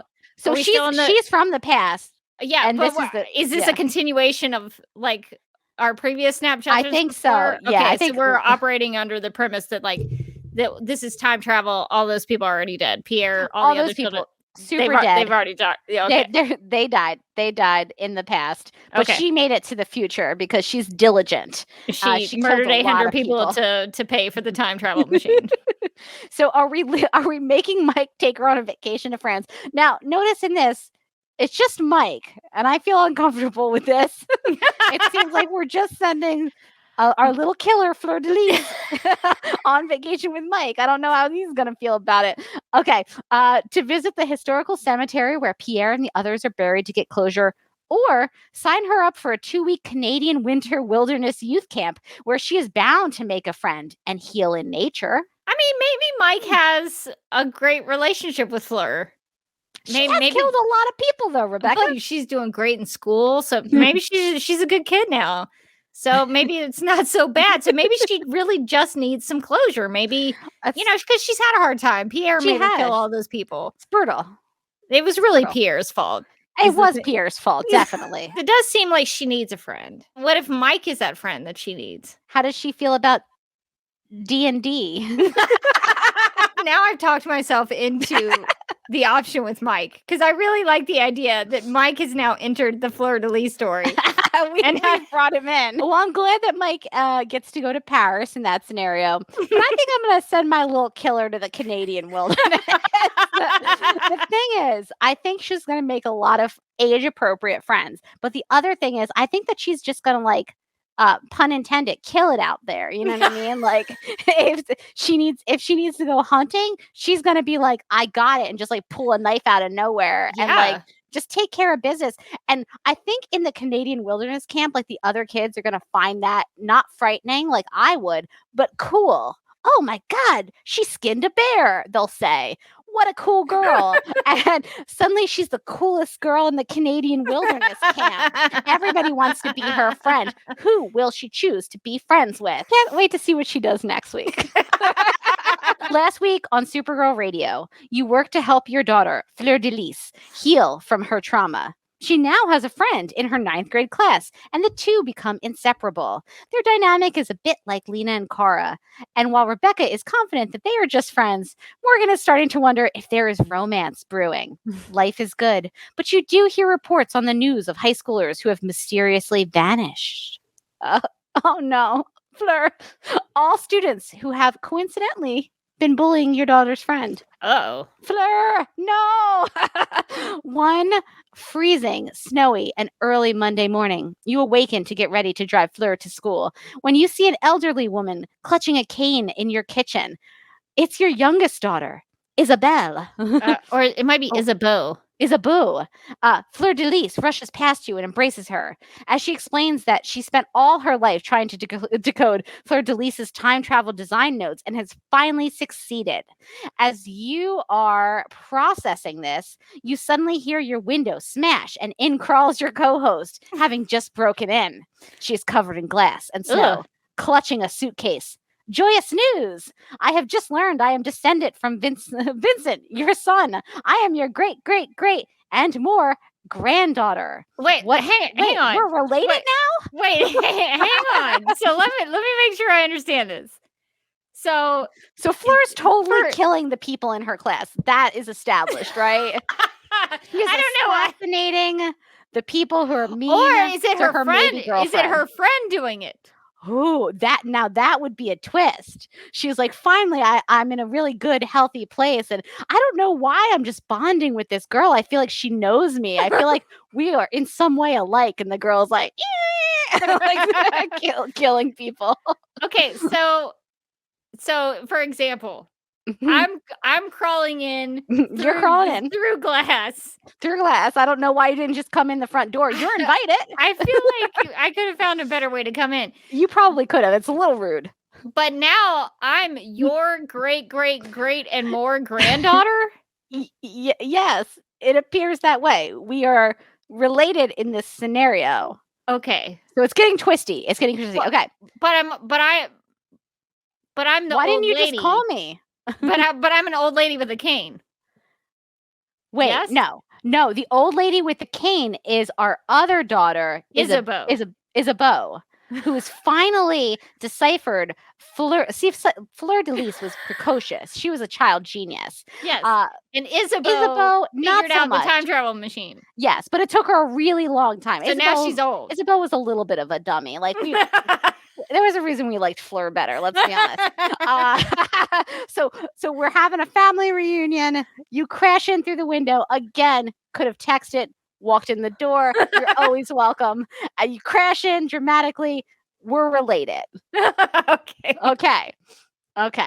We haven't gone to the snap judgment yet, by the way. This is setup. Storytelling. This is just storytelling. What do you do next? Let both your co-host and Isabeau live with you, since a famille means family, and family means no one gets left behind or forgotten. Or tell them you only want Fleur de Lis and send your co-host and Isabeau back out into the snowstorm and watch your co-host steal your keys and drive away in your car, and watch Isabeau struggle to walk on the icy ground in her thin jaw, her head lowered in sadness as the snow engulfs her, with Fleur de Lis sobbing in the open doorway, screaming out for her sister, Isabeau! Added some flavor at the end. 3 years have passed since your co-host moved in with you. Oh, right, because we found out we were related. We're all related. Yeah, We're all yeah, related. okay, yeah. You and your co-host are driving home from a girls' night out when a dark cloaked figure jumps from the back seat and knocks you both unconscious. Oh no, one of us was driving. You awaken in a forest, tied to a pine tree. Your co-host, already awake, is struggling to free herself from another tree. After an hour, you hear running, and in comes 17-year-old Fleur de Lis. Relief washes over her face as she rushes over to you and begins to untie you. Then your kidnapper rises from the bushes. It's your daughter's best friend. Fleur looks shocked. Her best friend starts her villain monologue and explains that Fleur killed her father in France. So she time traveled to get revenge and only pretended to love Fleur to have it hurt more. Fleur's voice breaks as she begs her best friend not to betray her. The best friend smiles without remorse and says, now you will know the pain I felt, and turns and points the gun at your chest and fires. The pain is sudden and overwhelming. As your vision fades, you hear your co-host screaming your name. A scuffle and more shots as the best friend falls to the ground, taken down by Fleur. A frantic Fleur with her hands on your bleeding chest, begging you not to leave her again. In your last moments, you feel nothing, but her warm tears hit your face. As you leave your body, Death, who looks like Katie McGraw in a wig, greets... It's a bad wig too, I'm sure. Greets you and informs you that you are destined to be a ghost, but that you have a choice to make. What do you choose? That was all the lead up, by the way. That was just Snap Judgment. That was just beautiful, exquisite storytelling. All right, what do you choose? You can be a guardian ghost protector of your loved ones, daughter, co-host, and Mike from Oregon, and you will be able to protect them from harm without them knowing, but will have to witness them painfully grieve and eventually move on. And once they all pass from old age, you will fade into nothingness. Or you will be a ghost that travels the world, and you can make ghost friends and live a great ghost life, but you will never be allowed near your loved ones again, and will only be informed of what became of their lives from death when they also die someday. So is Katie McGraw death? Like, is she Katie just McGraw, like hanging out with us? It has become death. She is the she's got the giant hood in my mind over top of the bad wig. 100%. And like the little thing she's holding and she's like, hello, welcome to the afterlife. Here are your choices. Here's your final snap judgment. Choose wisely. I think I want to travel the world for sure. I mean, the travel the world, that sounds great. But I also like the idea that I would be able to be a guardian. I would like to be a ghost guardian for the people that I care about. I think I would want to make sure everybody I knew was okay. That's a really sweet one. I'm going to go in the opposite direction. You're going to make ghost friends. I'm going to go travel the world. Ghost friends. It's time for me to live my ghost life. And the thing is, so this is my loophole, because in the first snap judgment, once all of my friends and family die and move on, I'm fading into nothingness. Right. However, in this second snap judgment, maybe they become a ghost too. Oh. And then like me and Mike and like you and Ghost Speaker and Bunsen, we can all hang out. We can go travel. We can travel the world. That does sound nice. Hey, Ghost of Anne Boleyn, how's it hanging? In this snap, your fallen co-host was the mother of Fleur de Lis. After you witnessed your co-host's murder by the best friend, you have taken guardianship of orphaned Fleur de Lis. A month has passed and you haven't been sleeping much because of the flashbacks have kept you awake. One day, Fleur de Lis emerges from her room and announces, I have created technology to bring my mom back to life. But first, we have to capture her ghost form. Okay, I have tracked down her exact location to a high security mansion in California. What do you do next? Agree to the plan and go with Fleur de Lis to the mansion and attempt to break in to capture and bring your ghost co-host back to life, or tell Fleur de Lis that you want to take the technology and go alone because you feel responsible for your co-host's death and need to do this alone to prove to yourself that you can still save her. So there's like no scenario in which we're not going to this mansion. I just want to be clear. Like there's no scenario in which we're just abandoning the ghost of our co-host and just getting on with our lives. Would you do that? You would just leave me? Of course you would just leave Ghost Rebecca hanging in the way. I wouldn't do it. I just like to have the choice, you know? Free will and all, Rebecca. I'm coming to get you. I think I have to go with Fleur de Lis. I don't know how to work this technology. I don't know anything about. I mean, I've gone to some paranormal investigation presentations before. That's true. But I don't know. I don't know how to work this technology. I think I need the expertise from Fleur de Lis to help. I think the better, strength in numbers when you're dealing with ghosts is what I'm saying. So I'm also going to go with Fleur de Lis. I have a couple of reasons why. I'm not saying it's her fault, but I'm not saying it's not her fault. You know what I mean? Didn't her friend? It was her friend who murdered you. Yeah. And also, we didn't have any of these problems before she showed up. I'm not again. Not blaming Fleur. But she came and suddenly there are a lot of issues popping up. You weren't a ghost before she showed up. And we did get a note from Anna who wrote, quote, "Thank you for reading my snaps. I really loved being part of the podcast. You two are forever two of my favorite people with a heart," unquote. So Anna, I just want to tell you personally that your snap judgments have really added to the podcast, even though they're very difficult. Morgan and I had to talk about each other's deaths.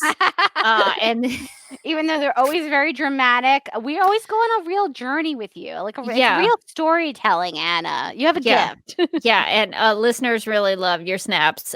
So thank you for contributing to Supergirl Radio and adding a little something different that we didn't expect. I missed the Fleur de Lis Saga. Me too. I think it feels like we closed the book on Fleur de Lis. That needs to be reopened. But what a book. Absolutely. I would want Director Bones. It's never going to happen, but man, it was never so good. Happy National Fossil Day. Morgan, did you know it was National Fossil Day? My favorite day. I mark it on the calendar every year. I put together a dinosaur in celebration. Well, it is National Fossil Day. And speaking of bones, our first news item is a smooth, seamless transition, Rebecca. We got a lot of messages to the Supergirl Radio Twitter account and Facebook account about Stargirl this week. So this is a spoiler for season 2, episode 10 of Stargirl. So in this week's episode, a Mr. Bones was mentioned and said to have an association with Helix, as he does in the comics before becoming director of the DEO. He is in association on the Stargirl series with the Helix Institute for Youth Rehabilitation. We don't actually see Mr. Bones, but we do hear him on the phone with a character named Louise Love, head nurse of the Helix Institute for Youth Rehabilitation. And so we've talked about our beloved Director Bones in the Supergirl Radio Rebirth episodes that we have done. Just as a reminder for people who have not listened to those episodes. just a behind the scenes peek at Supergirl Radio, at Rebecca and I's friendship. I have a framed photo of Director Bones looking at the framed photo of Director Bones. So it's like Director Boneception. That is in my house. She said she wanted that, so I got it for her. I was so happy. I might be screaming about this. I've been working on it. I've been kind of noodling over it since I found out this thing happened. Just trying to process my all the stages of grief. Basically, is what I'm going through. And I think I'm still at anger or bargaining. Maybe I've not made it to acceptance, so it could be a while. In the post-credit sequence of DC's Stargirl season finale, the camera circled around Louise Love and revealed Mr. Bones, full skeleton, sharp tie, gloves to protect others from his cyanide sweat. We got a full skeleton man. They did it. They did it. People were texting me like, "Did you see it?" And I was like, "Why?" It's bittersweet. I'm really happy that this has happened. So happy for Stargirl. So happy for her. Supergirl could have done. Stargirl, #blessed. I can't wait for the new DEO. But I feel like... Do you think the new DEO could have Director Bones? Well, that's what I'm saying. So now they've reestablished the DEO, right? So and now they need a new director, and so they get the resumes. So now Mr. Bones, he's a Mr. now. He's not a director yet, and so he has a corporate ladder to climb. Is my point. He's the DEO is not a now thing for him, but it is a later thing. And I think again, headcanon, and they can't prove me wrong anymore. They can't. They just can't. Is that he will someday become head of the DEO, and no one can tell me otherwise because this show is over. I know you both love the wacky side characters in the show and comics and help us listeners learn a lot about random folks like Cameron Chase and Director Bones. So I was super excited when both showed up in the Batwoman trade paperback I was reading. I was like, Director Bones, I know all about him and his cyanide sweat. I mean, if we've given anything from this podcast, it's that sentence was able to be said with excitement. I know all about Director Bones and his cyanide sweat. My only concern with Stargirl is that we get that Mr. Bones season. We better get Mr. Bones. It's coming up. You can't cancel it before we see Mr. Bones. Like Mr. Bones begins to step out of the shadows, and then like one of those big like warning signs, like those tests come up on the screen, and then that's it. The show is canceled like mid-episode. As soon as like Director Bones is about to show up, they're like, "I'm sorry, we just got it from the CW network that this is canceled." I would be so mad. For this character spotlight, we are just going to really focus on where Mr. Bones came from. What's his story? What's his journey? How does he figure out who he is and who he wants to be? Really, who is Bones? We're gonna find out. We want to, if you will, we want to peel back the surface, and perhaps that's already been done, and see who is a Mr. Bones. Hector returns to the house after he's kind of cooled off. He discovers that something has happened to Lyda. He discovers a Polaroid picture of Mr. Bones holding Lyda by the hair with a note on the back reading, quote, "Don't call the fuzz, just cool your feet. Don't tell a soul or she's dead meat," unquote. So Bones signed the photo. This is how he refers to himself. He signs the photo, Mr. Bones, head honcho of Helix. To celebrate 20 years of the CW's longest running superhero show, Smallville the Complete Series 20th Anniversary Edition will soar onto Blu-ray for the first time ever from Warner Brothers Home Entertainment on October 19th, 2021. What was your favorite season of Smallville? I know a lot of people talk about season 3, and season 3 is great. Really, the odd seasons of Smallville were always better. Man. They were always better. I think season 5. I really enjoyed the season 5 of it all. I mean, Carrie Fisher showed up for an episode. I loved a lot of those episodes in season 5. So I think I'm going to go season 5. I think season 5 was mine too. That's so funny. I think that I feel like for me, season 5 is when they finally were like, I think I know what to do. It's been 5 years, but I think I know what to do with Lana. And like that. God, but poor Kristen Kirk. And I think that was like they were like, we've unlocked it. We've done it. And it didn't feel like they were just kind of fishing around for something for this very prominent character to do. And they finally like kind of figured out. And then season 6, they were like, all right, we figured out what to do with Lana. What if we just made her go crazy? And then like that was my favorite Lana season. That was the best Lana season. That was the best Lana season. Do you remember when her and Lex make out over a dead body? That was top tier Lana Lang right there. She and Lex get married. She becomes Lana Luthor. She is threatening people in elevators. She wields guns, and she knocked people over the head with shovels. And it was like my favorite Lana season. I loved her so much that season. I was like, what is this feeling? Am I loving Lana Lang? What did you think about this take on Lana? This feels like a very different kind of take on her. When she came in with the big furry collar on that coat. She looks great. If we're getting a Real Housewives Lana situation, this is like a real take on this character. The idea, like when she like rolls up with her coat with a big furry collar and it's it looks like it's kind of like some sort of animal print. And I was like, oh my God, are they giving us Lana Lang, Real Housewife of Smallville kind of realness? Like, I feel like I could be in for that, where she's just kind of day drinking in the afternoon or something.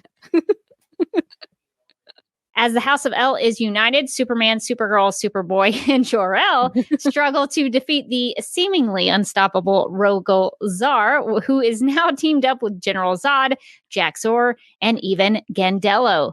New alliances are forged and betrayed, and Kara must fight battles on two fronts alongside her cousins and inside herself, as she faces her own rage and the corrupting influence of Zar's acts. If she survives it all, who will be the Supergirl who emerges on the other side? Join us on the epic finale to Supergirl's space opera adventure. And then it ends with the, also, if Brainiac is in the Hall of Doom, why is Lex Luthor upgrading an old Brainiac drone body? And why is the drone calling itself the true Brainiac? Unquote. A lot of that doesn't feel at all like what I just read. Am I crazy? I was like, wait a minute. What did I read? I literally had the feeling where I was like, did I read the wrong issue? But then I looked over at Comixology and it definitely says 32. So I don't know. Yeah, the mention of General Zod and Jax-Zor, they're not in the issue whatsoever. Neither is Superman, really. I mean, Jor-El also not in the issue. Right. We did get Superboy, and there's a mention of Jor-El in the issue, but he does not make an appearance. Also, just a reminder, they brought him back from the dead. He did not explode on Krypton, so just as a reminder. Also, I don't think there is a space opera adventure. I don't know. Are you getting the vibe from Supergirl's story? Not at all.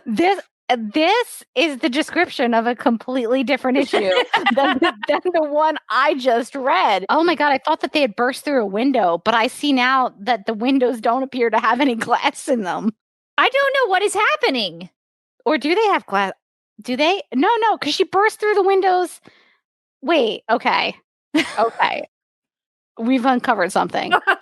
I'm deep in. Please help me figure this out, Morgan, because I do not know what is happening. I'm deep down the rabbit hole now, Rebecca. This is bad. Okay, so on page 4, they're outside of the tower, right? Yes. You can clearly see that they're windows. Windows technically have glass, right? You would think, yeah. So one assumes, looking at the tower, that there is indeed a window on that tower. Yeah. Then in the next page, they appear to be hovering in the window. Where's the glass? They just fly in. They fly in. So now I'm expected to believe that there is just a skyscraper, which is what it would be. Yeah.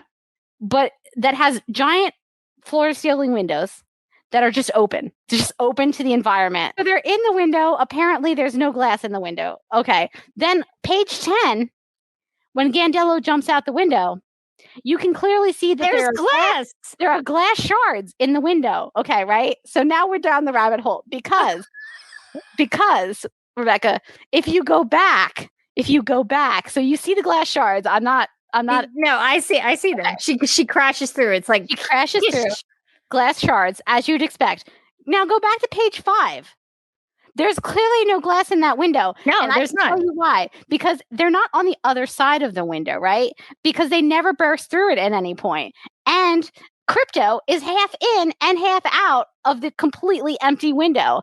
So how in the world does she later jump out of it and there's glass? I'm in the living room. I'm reading it. Mike's in the kitchen getting something together or putting something away, and I was muttering to myself, and he's like, "Are you okay over there?" He's like, "Did you say something to me?" And I said, "Am I sure I didn't miss an issue? I say this every week." He's like, "I thought that's what you said." I was like, I feel as if I've missed an issue. I was about, I want to say 3 or 4 pages in. And I went, And then I went back to the cover, checked the cover. Cover said 33. Okay. Checked the Google Doc. Google Doc said 33. Okay. Went back, said, no, I must have I must just be confused.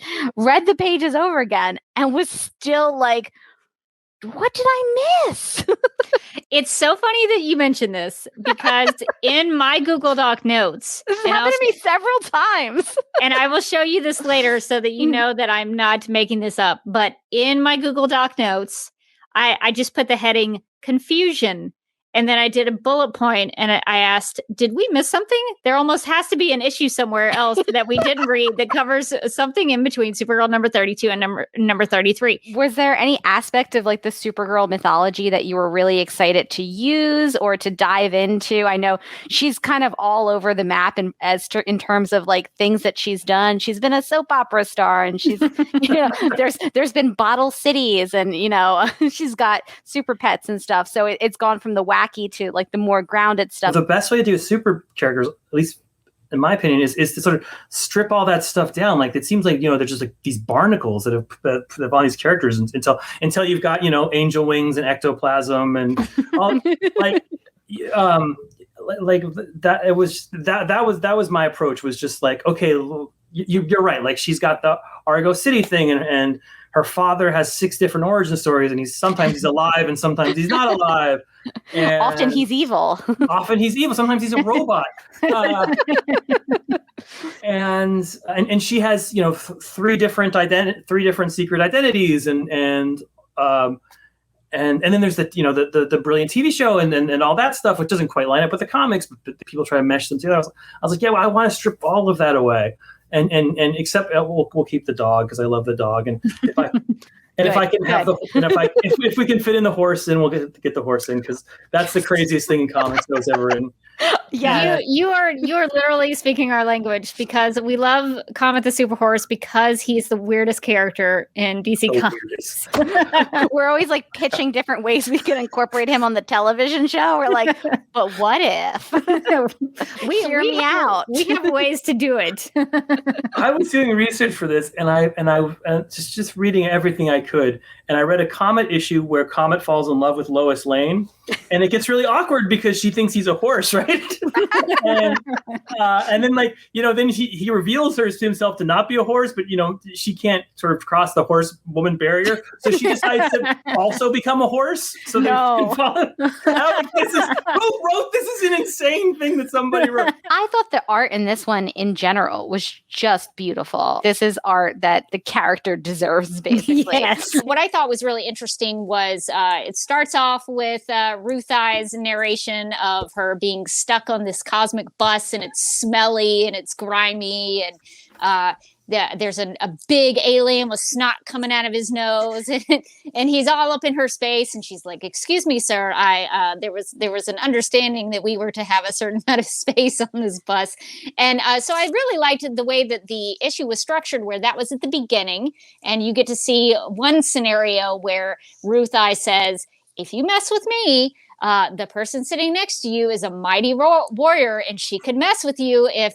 you don't do what I'm asking." And we don't really see, it's sort of played for a laugh a little bit, I think, because Supergirl's sleeping while she says this. So Supergirl doesn't seem like a very threatening character in that moment. But at the end of the issue, we do see kind of a callback to that, where it comes back, and it's a similar situation where Ruth Eye is saying, "Excuse me, sir, you're in my space." And then Supergirl does act, and she sort of smacks the guy, and everything is peaceful again. So I liked the way that Tom King played with writing structure and how he was able to bring that all back together. The layers start to peel back a little bit when Supergirl asks about the purples, and she goes, "Oh, no, don't worry, no purples have stayed in that room." Why would that be a problem for me? Ruthie says, quote, "Instead of answering, she bent down and I put my weight on her," unquote.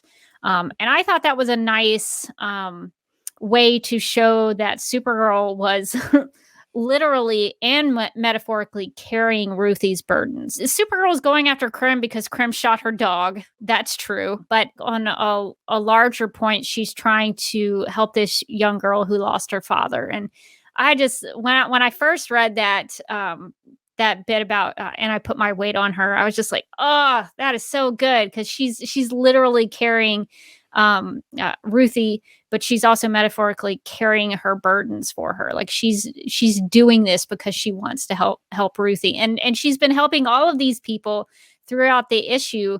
And she hears all of their stories, and the entire issue, Supergirl has been carrying everyone's weight for them. Supergirl's like, that place looks pretty great, and she's like, no, that's Dinosaur Pond. We cannot go there. It's where the monsters are. Although I kind of wanted them to go selfishly, because what was that place like? Was it like a resort but just for monsters? Like, was there a monster sipping like a little Mai Tai and a little umbrella in it with a little beach read or something, like reading like a spicy romance novel, and they're like, oh, hey, someone's here. I'm totally on board. Comet's here. Comet to the rescue. We're racing through the galaxy. Sure. Okay. He's running on that rainbow like Rainbow Bright's horse. Totally down. Totally down. I love Rainbow Bright and Rainbow Bright. I don't remember the horse's name, but I had that horse.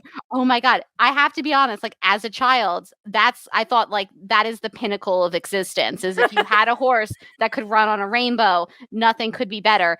And so Supergirl in a lot of ways got to like live out my bliss in this issue. I was like, Ruthie girl, I don't know what she's gonna do. I really don't. She was like, don't worry, Common, I would never lie to you. You're my best horse. And he's like, okay, off to save the day. And then he disappears, and she's like, well, I lied to a horse. Dun dun dun. Krem of the Yellow Hills. They spare him at one point. Supergirl and Ruthie spare him. But he ends up dead at the end. So Morgan, I'm curious, what did you think about how Krem of the Yellow Hills was taken out in this series? So that's so funny, because I didn't think that he was dead in the end. Really? So yeah. So I'm interested in your thoughts. He tells Ruthie that he's really, really, really sorry about what he did, and he's like honestly repentant, and then Ruthie, from what I can tell, just smacks him with her cane in the face, and then they walk away. And I don't think that they killed him, though, because I think you see her smack him in silhouette, and then you see him go down, and then in the next to last panel, he has his like hand on his head. Okay, but what about the dialogue, though? It says in what I only assume is still the Ruthie narration. It says, instead, she moved her sword swiftly through the air and stabbed down and through the chest of the kneeling brigand.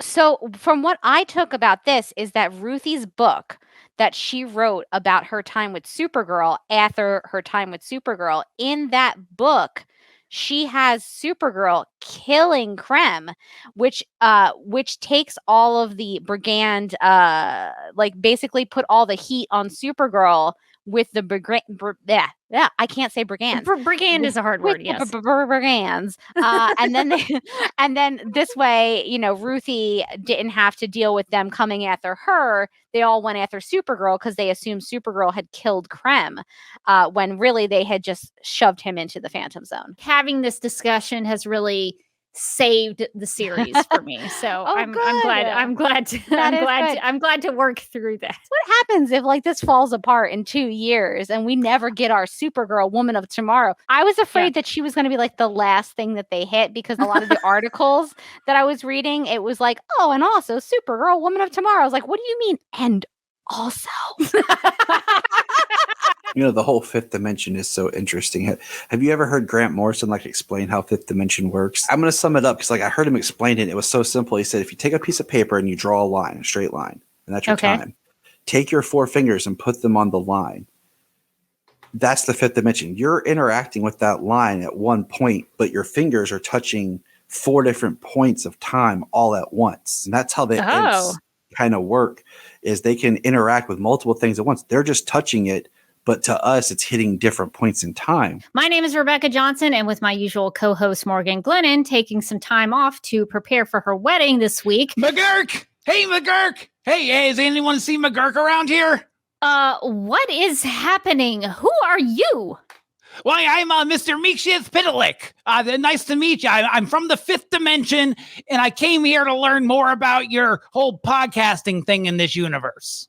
Okay. What I don't understand. What are you doing here? Are you trying to take over this live stream? Possibly. Is that a good thing to do? Is this where you keep the pods? Oh, okay. Look, Okay. buttons. I love these buttons. I love pushing all these buttons. These are Okay. so awesome.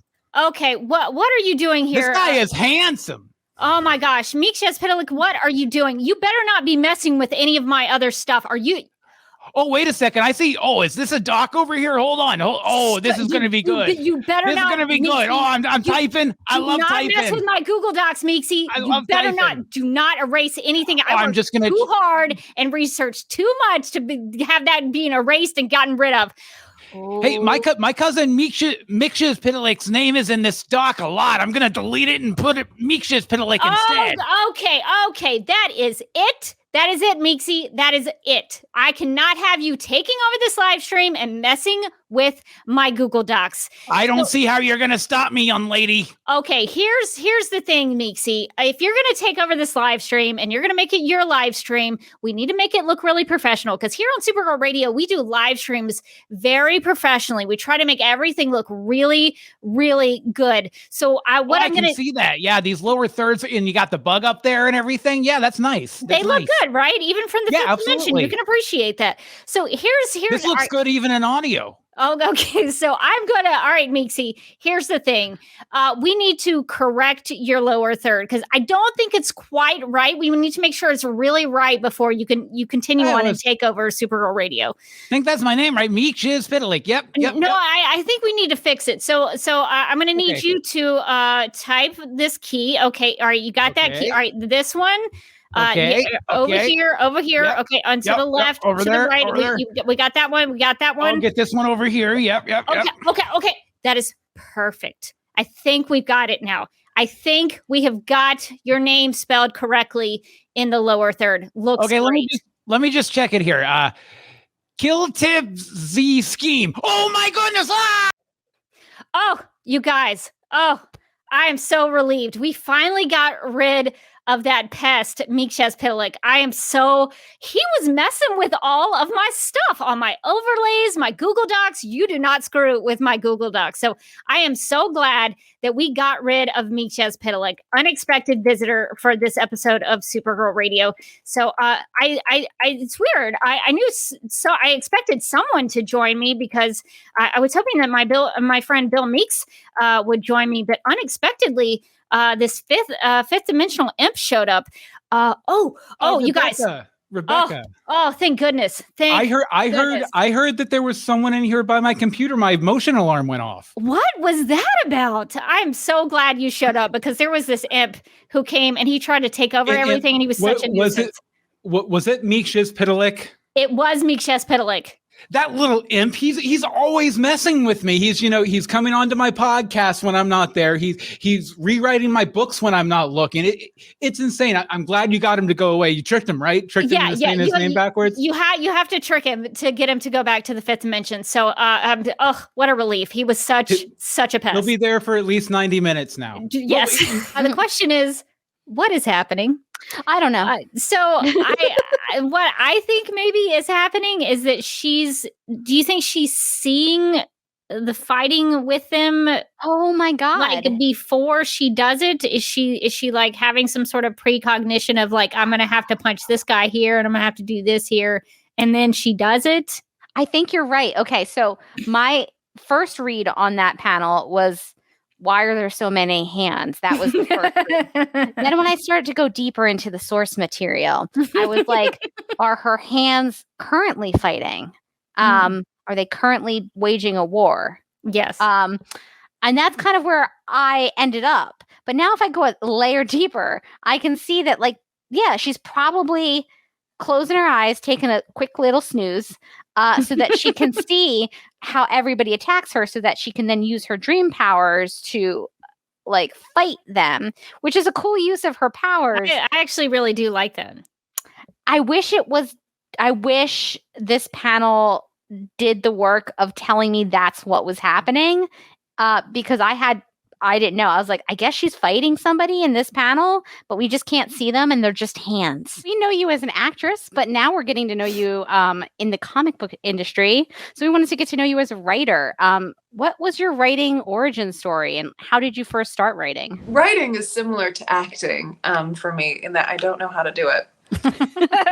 This was before we didn't know if we were doing a season 7 or not, but I was sort of the mindset. I was like, okay, obviously this show isn't going to go on forever, but this character is something that is very near and dear to my heart and very near and dear to a lot of people's hearts. And I wanted to see her continue. I think she deserved a legacy beyond just being a made-for-TV character. So I scheduled a meeting with DC and I said, hey, I have this idea.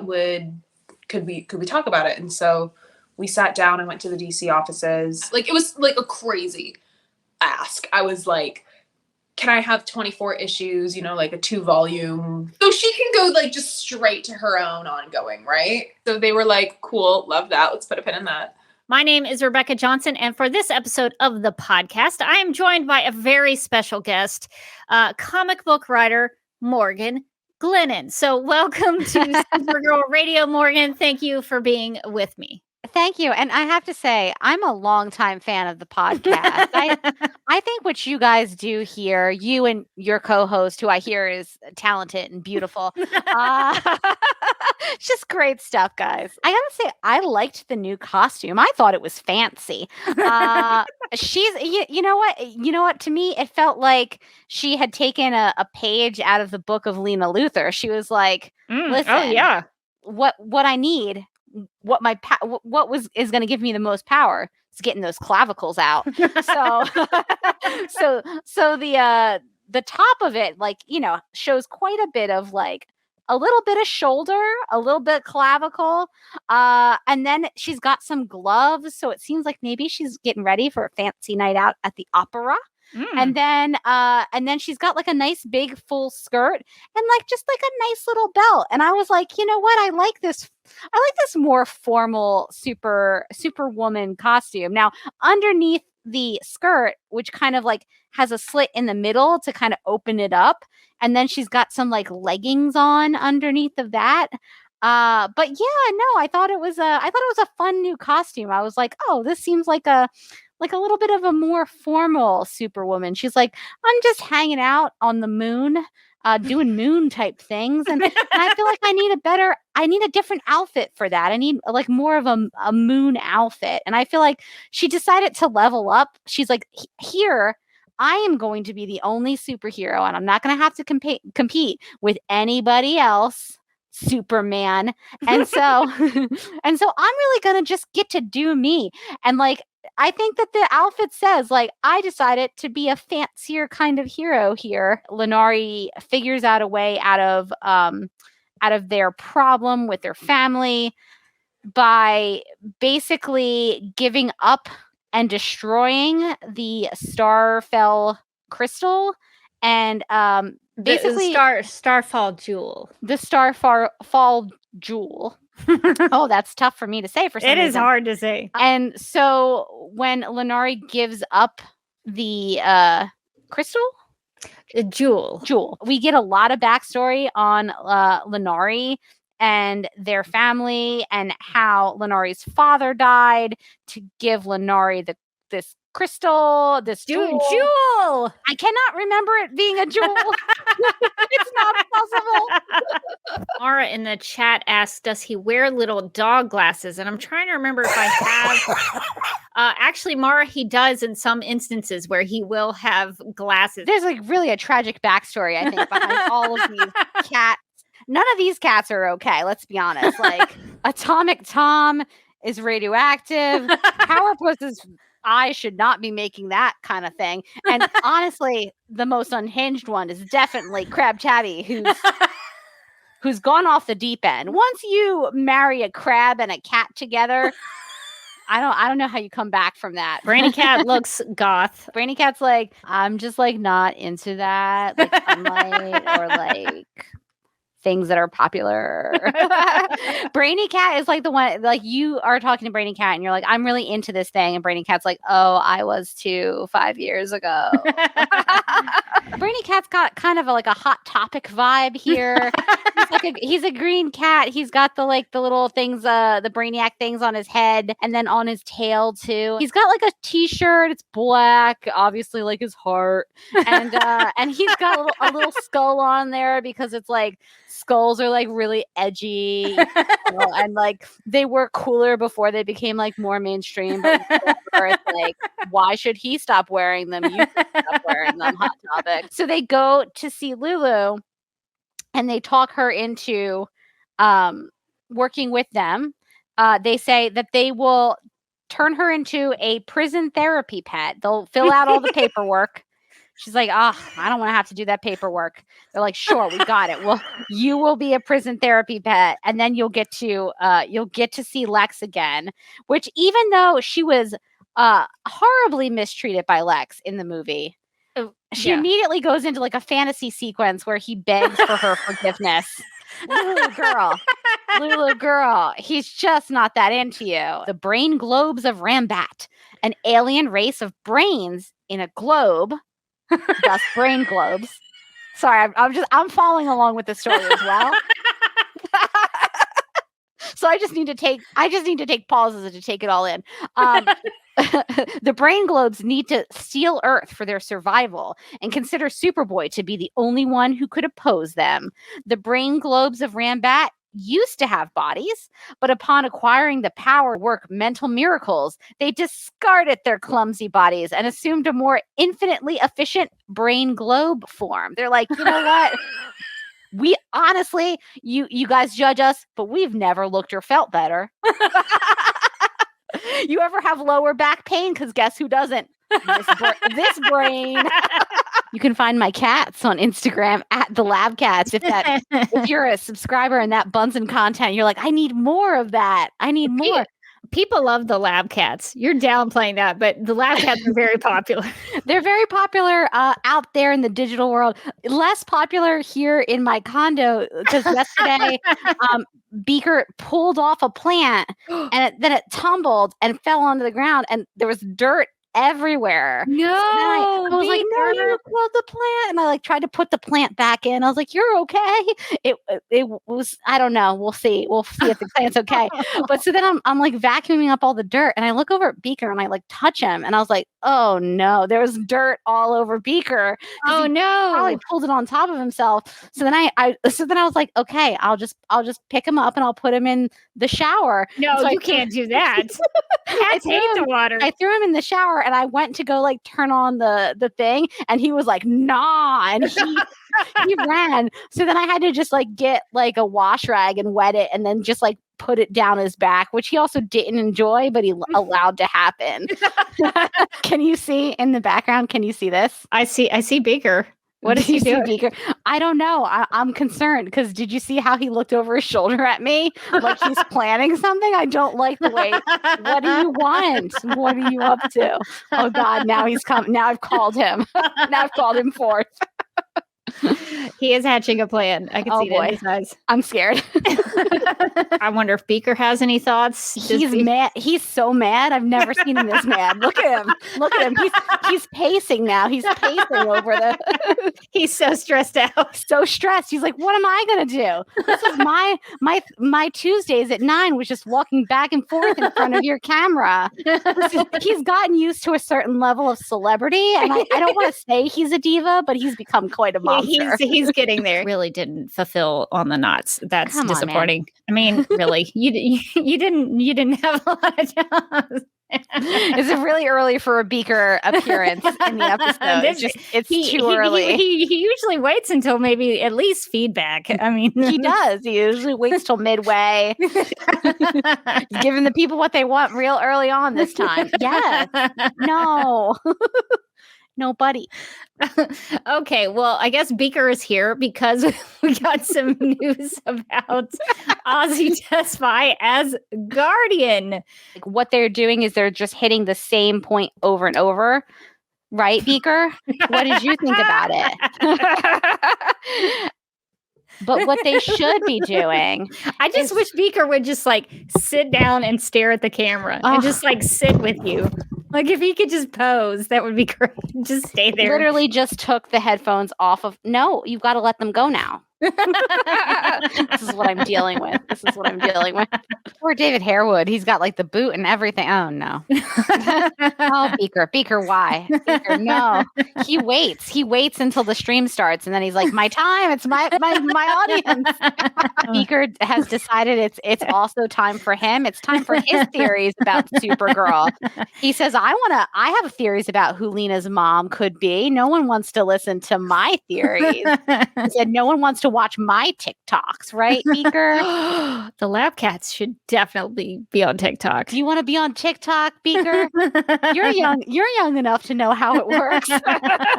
He's already got a flair for the camera. I think he definitely does. As he knocks my laptop, decides to climb over top of. Oh God. Beaker, no. Beaker, that's the ring light. Beaker, don't rub yourself against the ring light. So, for our first, of course, this is the moment that my cat wants to come visit. He likes to come at least once per live airing of this show, just to make his presence known. It's always Beaker. It's always his audience is standing by. I'm a star. I need to be on camera. Exactly. He's like, how dare you try to take this from me? He always then stops directly in front of the camera, usually with his butt. And then I just have to do this. I don't know how they're going to go after him if nobody on the planet knows what a ship is. Oh, there's your Beaker sighting for the evening. I guess it's the Beaker sighting of the. Do you want to say hi, or are you just going for a drive-by, buddy? What's up? Right to the camera. Right to the camera, bud. All right. Are you ready to leave now, or you just want to be involved? I'm glad that they did get to finally Beaker made another appearance. I don't know that y'all saw Beaker earlier. Oh, it was Bunsen. It was Bunsen earlier, which is a rare earlier. Beaker is usually the ham of the two. But Bunsen just kind of walked by, and he was just like, what's this going on here? And then left. And I had to physically, I was like, stop, we're talking to Claude. That's probably for the best. Oh, Beaker. Well, I thought he was done. He's back. He's not done. Beaker, come here, buddy. Come here, buddy. You wanna look at all the people? No. He's like, no, I don't want that. I just want my butt to be in frame for the entire time. Now he's like, what if I just rubbed myself against the lap? Okay. Bye again, friend. Beaker. Really? You're just going to stand right off camera?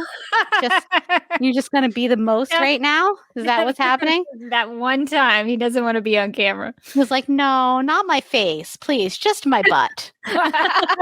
Beaker is so excited. He loves Flat Supergirl. He loves the concept. He loves showing his butt to all of the listeners. And then goodbye. That was his appearance for the episode, and he's gone now. If you couldn't. We have a guest star, and it's Beaker. And Beaker, I want to ask you, what did you think about Beaker? You gotta look at the camera. What did you think about the giant cat? Was it mean, or was it nice that they did the laser? Well, Beaker doesn't want to really weigh in on this right now. It was very traumatic for Beaker, and he doesn't want to talk about it. He's like, I saw it, I can't talk about it. Beaker, what did you think about the email? Yeah, can we get Beaker's topical opinions? Beaker's like, I think climate change is bad. I want more fish, more minnows in the ocean. I want to knock things over. Beaker, well, why did you do that? You know that was a picture, and then you just knocked it over. Oh no! What if Beaker? What if we got down? What if we left? God, he's so annoying. I hope that didn't scare him. It did scare him. But he purposely knocked over the photo on my desk. So that felt like it was on him. Nixley wreaked havoc with a giant magic kitten. Had she chosen from Morgan's cat, Beaker, or Bunsen, which would have created the most chaos and destruction? P.S. I love Beaker and Bunsen. Bunsen burner, and that's like fire. So I feel like the cat would have fire powers. And then also, why does Beaker keep coming up and not Bunsen? Do you think Bunsen's behind it, the master manipulator? Oh, it's definitely Beaker, and that's because Beaker is just an agent of chaos. Beaker knows no laws. He respects no authority. He fears no one and nothing. You want to tell him about the Tea Public Store? Do we? Beaker is underfoot, and he has just occasionally just been jumping up to attack me and then go back down. It's a very stressful situation that I'm in here. He didn't want to be on camera this week. He doesn't want to be on camera. He apparently also doesn't want me to be on camera. So that's very complicated for him. He's feeling a lot of things. We got a lot of cool things in the Here store. We go. And we have a Beaker sighting. Straight in my face. Beaker, I buddy. haven't seen Beaker in a while. If you're gonna be up here, could you at least look at the camera? No. He's like, did no. not Want to do this. Look at my butt or nothing else. What do you think about Mr. Bone showing up? Did you like him? He's like, yes, big fan. Gotta go work out my feelings about it. Beaker, he's back there tell us somewhere. how you feel, buddy. Don't jump up there, though. Seriously. Don't. I know what you're thinking. I know what you're looking at. I don't want you to do it. I can't pinpoint what exactly that says in terms of comparison to Andy, but I thought that was really interesting that they were sort of following that same path. Did you see how he stalked his way up here, too? Yes. Hi, Beaker. Hey, buddy. What's up? No? You just gonna sit? Okay. I swear to God, if you knock it over. Is that the ring light? You knock over that ring light, buddy. Hey, Beaks. You can only see the light. He's just staring into that's not even good for your eyes. Yeah, that's probably not good for the eyes. He's just staring. So my ring light has a mirror in the middle of it. Oh, He's so he can see staring himself. at himself in the mirror. He's so vain. I bet he thinks this live stream is about him. Yeah, it is. Say hi, Beaker. Beaker has some hot takes to share. Streaky is known in the Super Pets universe, I think, as being a little bit of a napper. I think my cats might have gotten some red kryptonite because I was hoping that for the Super Pets that they would come and make an appearance, but I think it's unlikely as Beaker, and we'll see if I can show this. Beaker is asleep.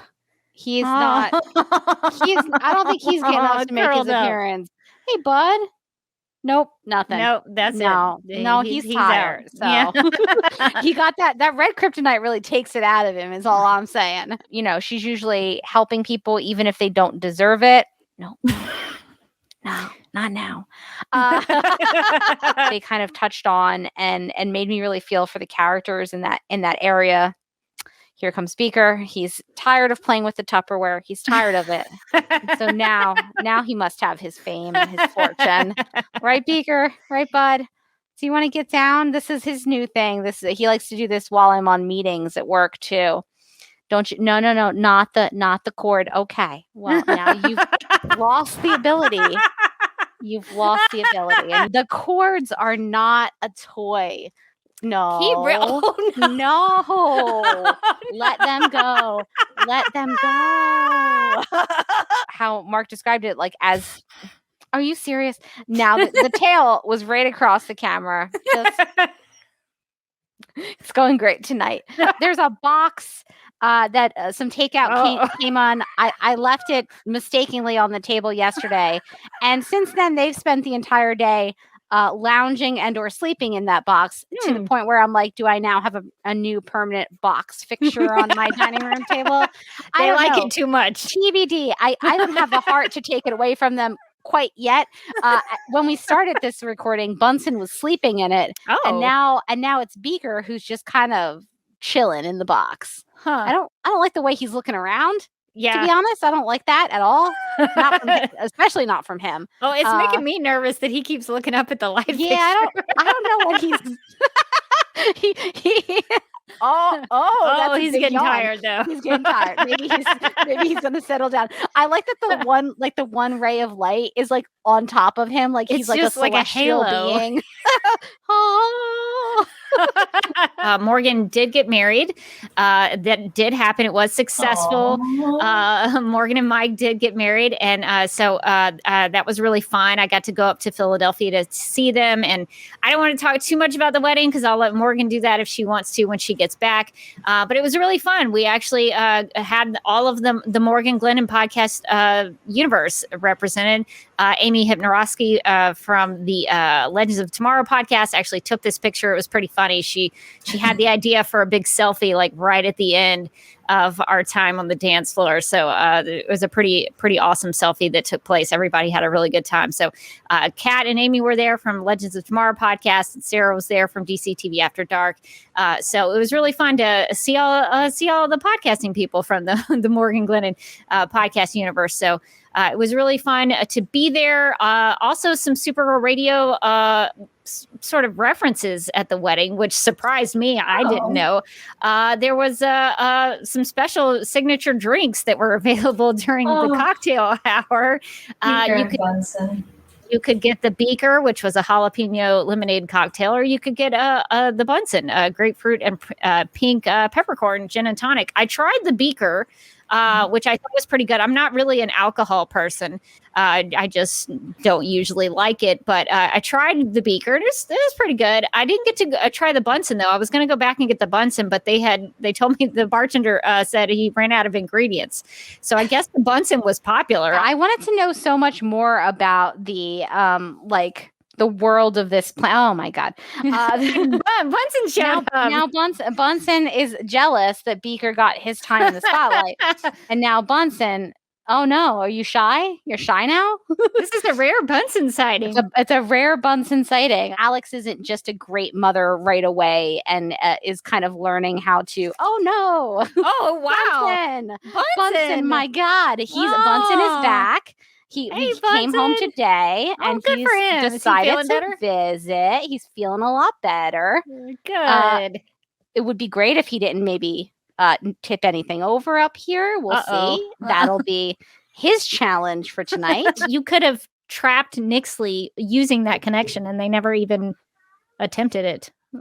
I hear Bunsen talking. I hear him too. He's got a lot to listen. He's coming so in many hot about feelings. this episode.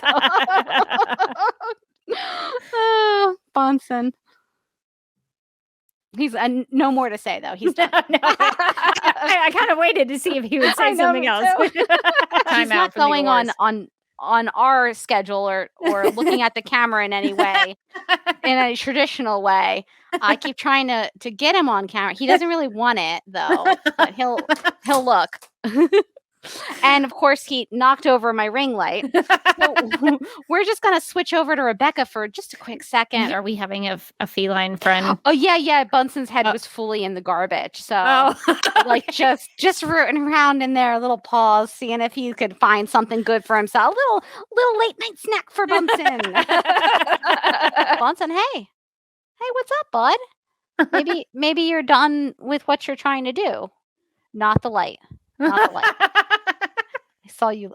I swear to God, Bunsen. I swear to God. No. Did you see that? Oh my God. He's still trying. Do you need me to? No, it's fine. You know what? There's nothing he can get in there. I'm pretty sure. Hey, Bunsen. He's behind me. He's definitely gonna knock over my ring light in a couple of minutes. So he loves it. He loves the light. He loves the light. It's what he wants the spotlight, but not to be in it, just to get its warmth. He's sleepy. He doesn't want this, but I thought, like, what if Streaky looked like this little guy, huh? Maybe Bunsen could be like a muse, right, Bud? Some glass. She has to beat up it. Bunsen agrees. Are the lab cats chiming in with their thoughts? He is. He has a lot of feelings. Sometimes at night he will walk around with his toy in his mouth, like meowing and kind of crying plaintively. I found out that that's because like sometimes they'll just drop the toy off to you. It's like they don't trust me to like hunt, and he's afraid I might starve. So he's like basically bringing me He's providing for you. He's providing for me, which is it's nice really of him. sweet. He does get a little loud though sometimes when he's telling me, he's giving me the business about why can't I provide for myself, And, are the lab cats? Would they like to chime in on this? Bunsen has strong feelings about this. Don't you, buddy? Yes. Oh wow! Do you think Bunsen would jump in the time traveling pond? Oh, Bunsen would not jump in the time traveling pond. Bunsen's pretty cautious. That would be a Beaker thing. He would probably he would then have to jump in after Beaker. He'd be like, oh no, and maybe try to rescue him. But I don't think Bunsen on his own. Hi, buddy. Yes, it's very nice. I don't think Bunsen on his own would jump into the pond. I think Bunsen has a little bit more. Yeah, cats notoriously not big fans of water. No, not big fans of water. Although he does like to sit in the sink sometimes. So, Bunsen, do you want to weigh in here, buddy? And it seems like you have a lot of opinions about the ring light and its placement. He's back again on the ring light. He's just knocking over the ring light, rubbing his head aggressively into the ring light. He's like, I've got to find my light. You don't understand. He's like, you don't know what it's like to be this beautiful. So Haven's Secret had its book birthday. Do we have a feline visitor? Oh, hold on 1 second. I'm just going to need to make sure that everybody's fine. Everybody's fine. They're fighting. Were they fighting? fussing? I heard some commotion. It sounded like they were dying, and I thought I was going to have to save them. But it turns out they're just arguing. They're just having a little argument. One of them was like, I love that Lex is back. And the other one was like, not me. And then it got heated. Lex got what he deserved. They spent a good amount of time on oh my God, I'm so sorry. Bunsen, is everything okay? He's so loud right now. He's like just screaming into the void. Okay, he looks fine. I think he's just screaming. He's just screaming. He had a lot of feelings about it as well. He was screaming about them. What's Beaker doing? Is he just sitting there? He was just staring at me, and so I thought that I would just adjust the camera so that he could have his. Well, you had to look up to have your moment, bud. There you go. He just wanted his presence to be known, his opinion to be valued, and then he's going to go back to his business. He's like, please, no more publicity. But like that horror would be crazy. Oh my God, these cats. They're fighting. They want to chime in about the issue. The cats are fighting over legitimately what appears to be a drink carrier, like that you would put coffee in. Oh, okay. Like one of those cardboard drink carriers. They both want it. Neither can have it. It's kind of like a Highlander situation where there could only be one. Okay. Everything okay. I keep hearing little sounds. It's fine. I'm sure it's fine. He spent the entire time we've been on this podcast, both of them, pushing a couple of Tupperwares across the kitchen floor. When they got tired of the first Tupperware, it was a big Tupperware too. It's like this big, and Bunsen had it in his mouth at a couple points. I was just like, what is happening? And then they found another second Tupperware. On top of which I had on top of the microwave. That wasn't acceptable. They got up on top of the microwave. They batted it off onto the counter, batted it off onto the floor. And then they were like fighting over who got to play with it first. There's a lot of things happening in the kitchen. Do you think they'll take it back up on top of the microwave and I don't think they're gonna. I don't think they're gonna return it. The thing with them, the thing with these cats is that like they make the messes, but do they ever clean them up? No, they're not gonna return their toys. They're not like, no, I'm done with it now. I'll put it away. Deadline.com reported that the release date for the Flash movie, which will feature Sasha Calle as Supergirl, has been moved from November 4th to June 23rd, 2023. Personally, I don't think the Flash movie is ever going to see the light of day. I don't know that we're ever going to get to see that film. It's been delayed and delayed and delayed. I'm not going to believe that it's actually going to be in the theaters until I'm like eating popcorn in my seat. And even then I'm going to be like, What if it doesn't come on? What if you're eating popcorn in your seat and they're like, "We're sorry to tell you that we've heard just now this movie has been delayed."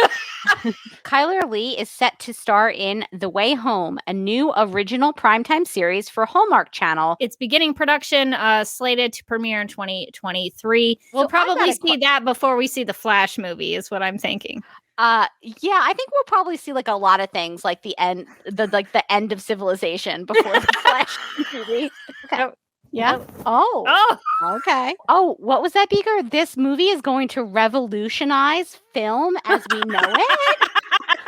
Oh my God, James Gunn said that too. It's the greatest movie of all time. What? Citizen Kane move over? The upcoming superhero movie, The Flash, has been done and locked for several months now as it awaits its June 16th release.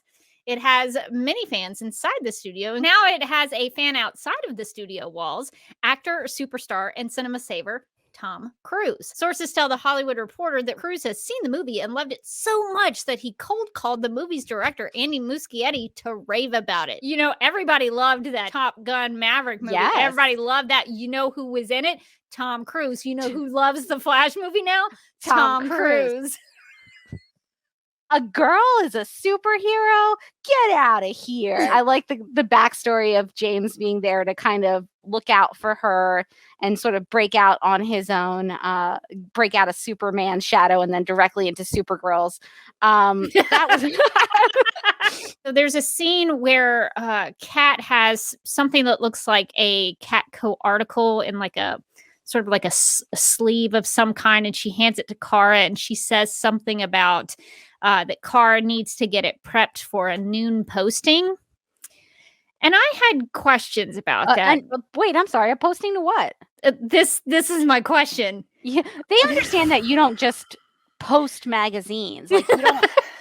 Kara's not just opening up a window in the Catco Tower and just tossing out a sheet of.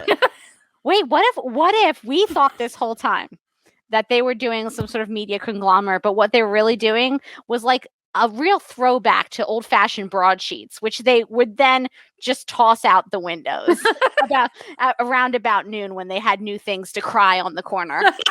What if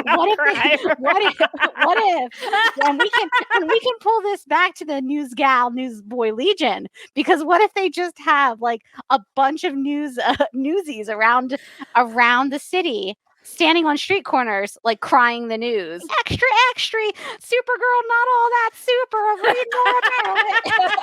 Catco being a town crier is so much better, right? Because I really think we need to bring town criers back. That's my I wish. You could just walking about your day. Oh, the news. When Kara and Cat Grant are talking about it, and she's like, maybe Supergirl said that by accident. Like, Kara cannot be any more transparent that she is Supergirl in this show. It's insane. Kara just walks in. She's like, this article you wrote about Supergirl is trash. That is not what Supergirl meant when she said that thing to you in your very private conversation. How do you even know Supergirl is a millennial? And she's like, Cat Grant's like, you're a millennial. She's like, I don't know how those two things go together, but isn't that a little harsh? I'm not Supergirl, of course. Of course I'm not. I look like her, but I'm not her. Definitely. But if I was her and I was speaking to you, hypothetically, what she said didn't mean. It's like she's so obvious. I thought Britt Morgan did a really good job. She made those two different aspects of Leslie Willis very different. Like you were saying, the Leslie Willis who was the shock jock in the radio studio, who was bad mouthing Supergirl for some reason. She really did not like Supergirl. She was a very different character than the Livewire character. They still both hated Supergirl, but she was able to, in her performance, make them very different and make them distinct. And I thought that was a really strong portrayal for Livewire. Yeah, one of my favorite parts is when she's in the helicopter and it's like starts to go down and Supergirl like goes up to save her. She comes in the doorway of the helicopter, and like Leslie's like, "Ugh, you." Oh, I'm sorry. Did you have a better offer? And I guess even Maxwell Lord can't seem to have it all because he's trying to make this super fast train, and one of his employees blows it up. And then spoiler alert, he's like, it was an evil plan that I had, but also I didn't want it to mess up my actual train. He's like, I want you to know from the bottom of my heart, Supergirl, that I was trying to test you by using the lives of innocent people, but also that I love trains. And Kat's like, okay, well, you need to get to the anger behind the anger. And she's like, no, I was mad at you. Kat's like, no, Kira, you weren't mad at me. And she's like, I literally was mad at you. Like you were not being cool. And she's like, that doesn't make sense, but it's something deeper than that. Who gives the best hope speeches, Supergirl or Cat Grant? I'm going to be controversial. I'm going to pick Cat Grant. That is very controversial. I cannot believe it. I'm gonna go with Supergirl. Oh, does that make you the better Supergirl fan? I think it does. If you had your emails hacked, would you want them published in the Daily Planet or would you want them published in Catco? I want it to be Catco radio because I'm a podcaster, so this is what we do, and I want it to be like a dramatic reading. I need somebody with like some heft to them to like we'll get David Harewood. He's got like a great voice. It's like a British David Harewood. Don't try the American accent, David. These are good emails, and I want him to read them like classically trained Shakespearean style inflections everywhere, dramatic pauses. We do find out that Zor-El and Allura did have a little bit of a backup plan, which resulted in Argo City. She was like, listen, this place is probably kaput. This place is probably over. But my new place is gonna be awesome. We're working on the gazebos. They're not, I'm going to be honest with you. I'm going to shoot straight. They're not where they need to be. But otherwise, it's pretty great. We're all going to wear loungewear, no hard pants. I just made that a rule. And everybody's really excited about it. I was curious, Morgan, what your thoughts were on Cameron Chase. She was like so excited to shoot people who were just like standing in one place. Yes. They shot and would have killed Wynn's dad if he wasn't just straight up murdered him. They were like, put your hands up. And he like didn't put his hands up because, again, a hologram. And they were like, all right, pump him with lead. And I was like, whoa, it feels like Agent Anya is actually not very good at her job. She finishes a letter that Kat didn't finish, and then she sends it to the Sun. The Sun comes to National City, and then Kara ends up being asked out by the Sun to go on a date. If this ever happens to you in your professional life, and I'm sure it happens all the time to all of us, who among us, right? You're going to want to say, no, thank you. No. Dinner sounds great. You're great. No, thank you. You got to commit to marrying that guy now. How much?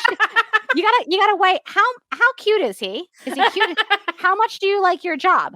Like, is the job up here and the cuteness kind of here? Okay. Well, if you go to dinner with him, you have to marry him now. Are you comfortable with that? You comfortable with that? You got to quit your job. You got to marry him. Those are your two options that you have. Don't do it. Just don't do it. William is always going to make you baked goods. So that seems great. He likes journalism just like her. Yeah. Super into that. And he's a great babysitter. I think that's also that's a little questionable. All right, you're right. He is a medium babysitter. He did die at the end of that babysitting gig. He did get murdered when he babysat. Listen, babysitting is a dangerous occupation. Everyone knows that.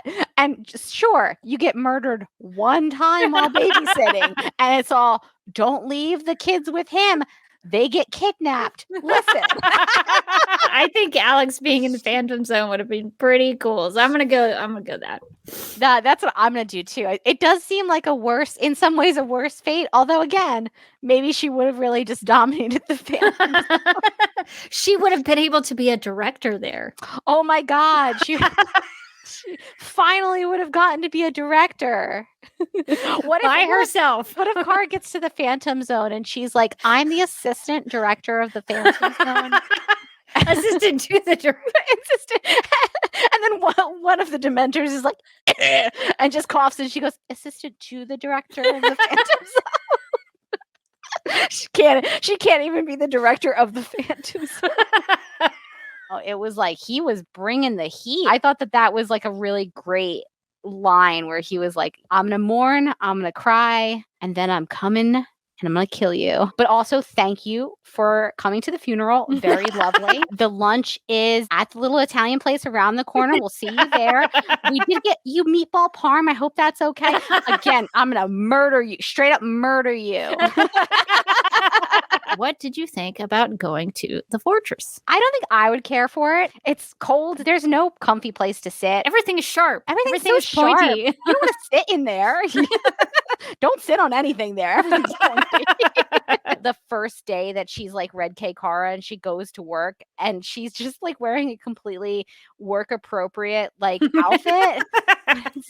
But it's just like not a little skirt and sweater. And everybody's like, who's that lady?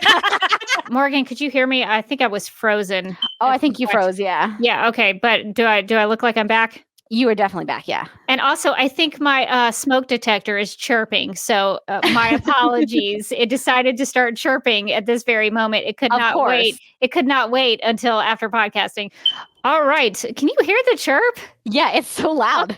Oh, that's so annoying. Why did it wait until I had to live stream? I swear I wasn't doing it earlier today. I think it's been getting louder too, because like at some point I was like, is the battery in her smoke detector dying? I hear like a light chirp, and before it was kind of like, I'm dying. I'm dying. And now it's like, I'm dying.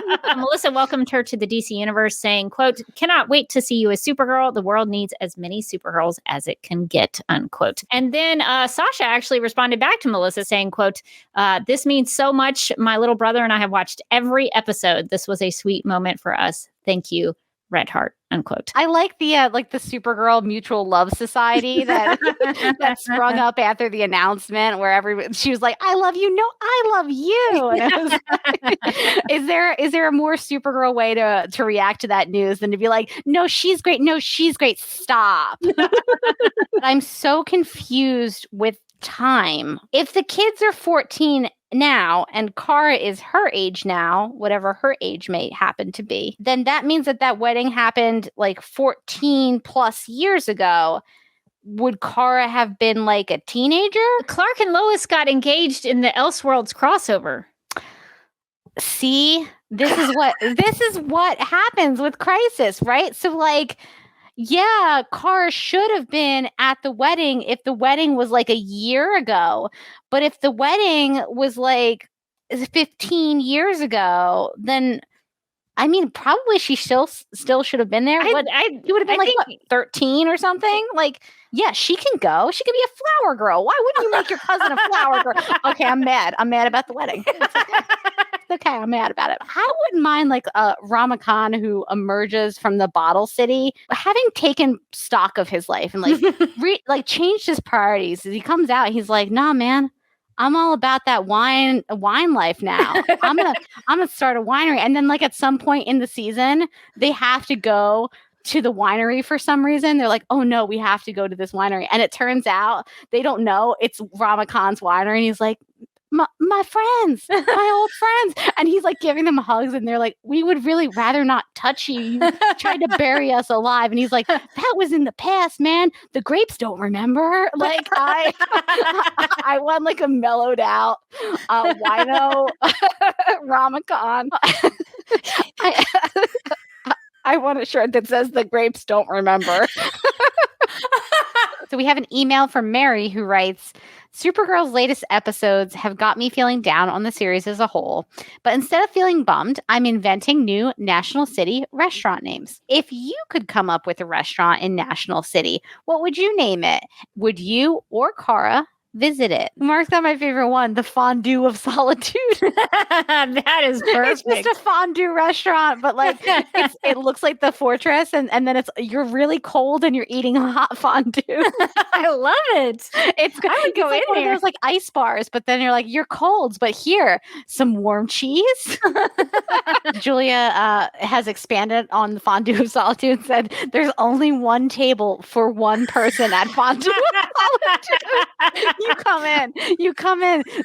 You can't even bring another person with you. You have to eat your fondue all alone and the Fondue of Solitude. On theme. I like it. I love it. So when you look for things to collect about the show, what are you looking for specifically?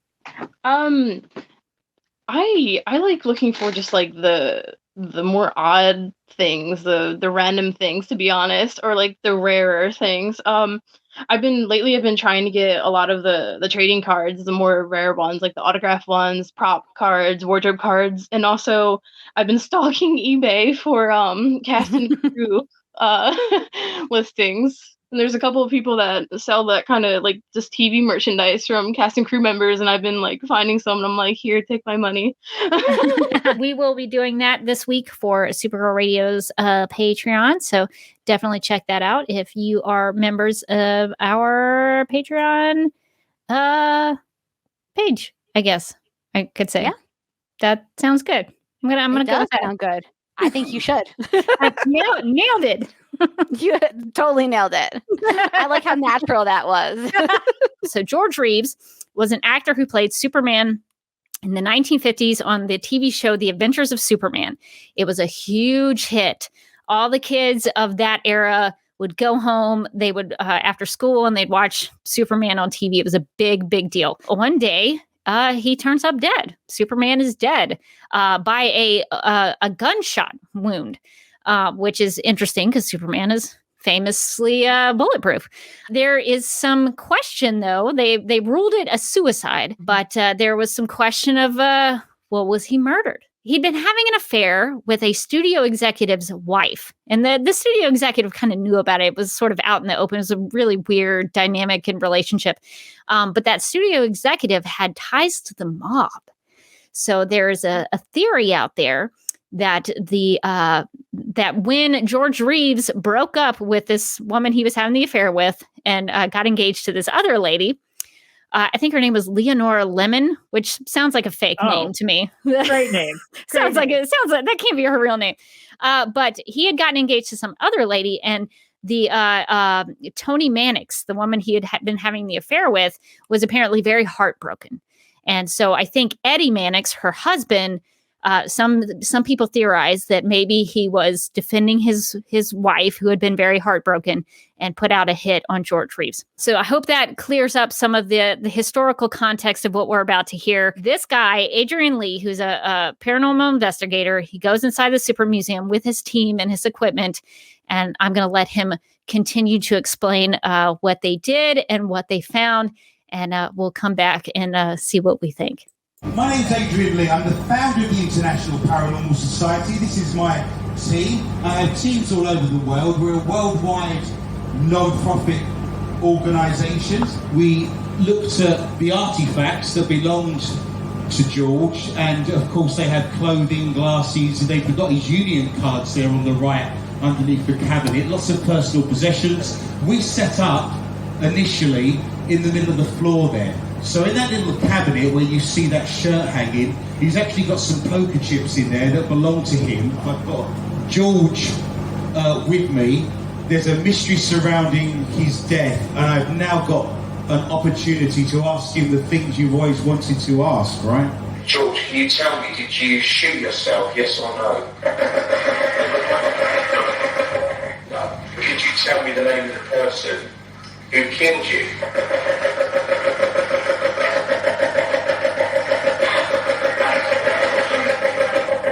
That said Mannix, that did say Mannix. I'm glad that this mute during the audio, because the first response I did, I just very viscerally reacted and said, no, I hate paranormal stuff. The last thing I want to think about is being by myself in a space and having other things that I can't see around me. So this sounds like a nightmare. I would never analyze any of this. Jim Hambrick, in his Q&A, he gave us more information about George Reeves' deaths. Of the 3 scenarios that George died from, which one do you believe he actually died from? Well, here's a secret you guys are going to learn today, maybe. Is that George Reeves, his girlfriend shot him. And I ended up getting an audio confession from her, Lenore Lemon.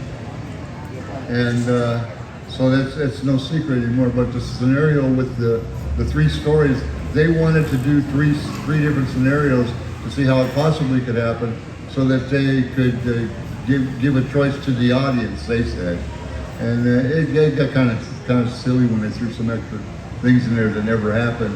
But Adrian Brody, that came from my scenario because I was the one who did the investigation on the case. And I ended up on America's Most Wanted and all these different shows. Entertainment Tonight, they did a 2-hour special on the collection. After you found that proof from Lenore Lemon, the fact that she killed George Reeves, did anybody ever think about changing the coroner's report? Yeah, we tried to do that, and they said that her testimony that I ended up with was not credible enough, that she was a known alcoholic and that they couldn't use it. And 3 days after I got that information, she had died. Hey, Jim, what do you think the real reason behind the cover-up? Was it just that the police were so inept in Los Angeles? It was her association with organized crime, George being in the wrong place at the wrong time. And there was over almost 20 people there that night, not 4. And I have the license plate, got the license plate of all the cars and vehicles that were there. And it took them a half hour to move everybody out. And there was people there that knew what was going on. Jim Backus, Henny Backus. There was Robert Condon. I know all their names. And Shirley MacLaine was there. Jim Backus was actually there that night? Yeah. Yeah, he just recently found out Shirley MacLaine was there because the nephew of the police officer that was on duty has reached out to my dad, and he's been talking to him about some of the evidence that was covered up. I'm glad that we have support from our friends and our community that have supported our BRIC program. Morgan mentioned the BRIC program, and Supergirl Radio did contribute to that thanks to our Supergirl Radio Patreon supporters. So I did locate where the BRIC was placed. Pretty good location, I think, right underneath the Superman mural there at the museum. So it is there. So I'm glad to see that it was installed. So it looks great. So thank you to the Supergirl Radio Patreon supporters for contributing to that, the purchase of the BRIC, but also to supporting the Super Museum and their continued renovation efforts. For me, that movie Superman Dawn of Justice is really cool because right when the big Batman and Superman fight, Superman's like picking up manhole covers and just throwing them around, and then you see heat vision and flight. And what really what I love about him in that movie is the way that and I haven't seen this in any other media portrayal, is that he will float sometimes just to get out of a space. Like sometimes they'll just walk away or whatever, but in particular there's a moment where he says goodbye to Lois and he's about to go, I'm trying to remember where he goes, but it's after the big Batman and Superman fight, and he says goodbye to Lois and he floats away as he leaves her. And that, to me, if you were Superman, you would do that. Why would you ever walk? So that's like my favorite use of the powers, because it makes sense as to the fact that he can do that. Why wouldn't he do that? I buy it. I don't buy it at all. A listener with an email name of non-existent, so that's mysterious. I like that. Wrote in to share some thoughts. This is what non-existent had to say. I feel like I should read it in like a mysterious voice. I think you totally should. Hey, ladies. So mysterious. This is my first time writing in. However, I found you guys in season 4 and fell in love with your funny commentary and silly banter. Were we funny and silly in season 4? It was the funniest, silliest season, I think. Who was the best boss, Lena or Jean? Lena had a standard back when she was Kara's boss she was like, you need to come to work. So I respected that about Lena. She was like, you're going to have to be here. You're going to have to be doing your work. You're going to have to come to your meetings. So I think she stays on top of it. I'm gonna have to go with Jean because I like how he kind of took everybody under his wing. Mm-hmm. Did some of his employees die? Yes, they did. But he was really supportive. He was like a great space dad. And so I'm giving him props, even though they didn't all make it, and his whole organization crumbled into the ground. And I'm now understanding that Lena is definitely the better boss. Is her bookmobile, the book elf, is it in competition with Patricia in the library? Or is it part of Patricia's library? I want to believe that she's just an extension of what Patricia's doing at the library. Patricia was really nice to her, and I would hate it if Melody went behind her back. I mean, Patricia was medium nice to somebody who was offering free labor. And listen, Rebecca can attest to this. I was immediately on Patricia's side. I was texting Rebecca last night, why is she bothering poor Patricia? And Rebecca's like, is this a text message for the wrong person? And I was had no idea what you were talking about. I was like, Rebecca, I want to talk about the library. Why don't you know what I'm talking about? Patricia's pretty upfront. She's like, listen, I love your energy. It scares me. And I honestly want you to take a couple steps away from me, Patricia. But I would hire you if I could. But this library has no funding. Literally, they are paying me, Patricia, in Skittles. And I can only eat so many. I can only taste so much rainbow. Okay? So, I don't have a job for you. And then, a kindly lady, walks in the background. She's like, give her a job. It's the holidays. And Patricia's like, literally, not how federal funding works. Meanwhile, Melody, who is our main character, is like, okay, I've got a proposal. What if I volunteer here for free? Patricia's like, okay, I can deal with that. And I put together a program for free. And Patricia's like, okay, live on all of that. And if this program goes great, Patricia's like, I don't like where this is going. And she's like, if the program goes great, you'll hire me. And Patricia's like, at no point can I do that? Or did I agree to do that? And Melody's like, great, we're on the same page. See you later, Patricia. When Damien Dark died on Legends, they went out of their way to be like, he is the deadest a dead person can ever be. The most dead. His soul doesn't exist. It is in the ether now. No one will ever see him again. He is the deadest. He went through a character arc and he had his resolution with Nora, and now he is very dead. And so I just laughed as soon as he came back. I showed it back up on the flash. I was like, or he's back again. All right. Mike is off screen just doing the most right here in this podcast episode. Because he's being a little ducky right now. He's being such a ducky right now. What do you think about that approach, Carly, to start from a theme and then write all of the episodes of the season sort of around that? There's nothing necessarily wrong with that approach. If you want to tackle that on the show and then talking about, I think there's something really interesting in the approach of okay, we know we want to address this theme of journalism or misinformation or whatever. And then talk about, I think the thing you have to remember is how each character is going to be impacted by that theme, or what shape that theme is going to take in their life specifically, as opposed to, I think sometimes this is something that just fiction writing, TV or movie writing runs into, that's a problem in general. This isn't something specifically indicative of Supergirl, but I did notice this on the show, where the script puts them in a place because it needs them to be there, and not because the character would have made a decision that makes sense for them to be there. Do you have a favorite Lena Luthor look? I do, and I feel slightly ashamed that I could rattle this so quickly out of the top of my head, but the episode that Melissa directed where she's in red and you have the lace turtleneck and the burgundy Victorian ghost suit. Yes. The Victorian ghost suit is one of my favorites as well. Melissa Benoist is on the front. She's on the back of the outer covering. She's on the front and back of the inner covering. So it's all Supergirl. So it looks like this show is all about super. Like this makes it look like Supergirl is the main character of this show. Amazing. And for this episode of the podcast, we have gathered live and wired on the Supergirl Radio Facebook page and the DC TV Podcast YouTube channel with other members of the Morgan Glennon Podcast universe, the MGPU for short, to pit Arrowverse heroes and villains against each other in a tournament with the goal of crowning a champion. There's a lot of trash talk in the private chat, I've noticed. So I'm ready. I'm ready to fight. The friendships are gonna be destroyed tonight, I think. Well, you know what's scary?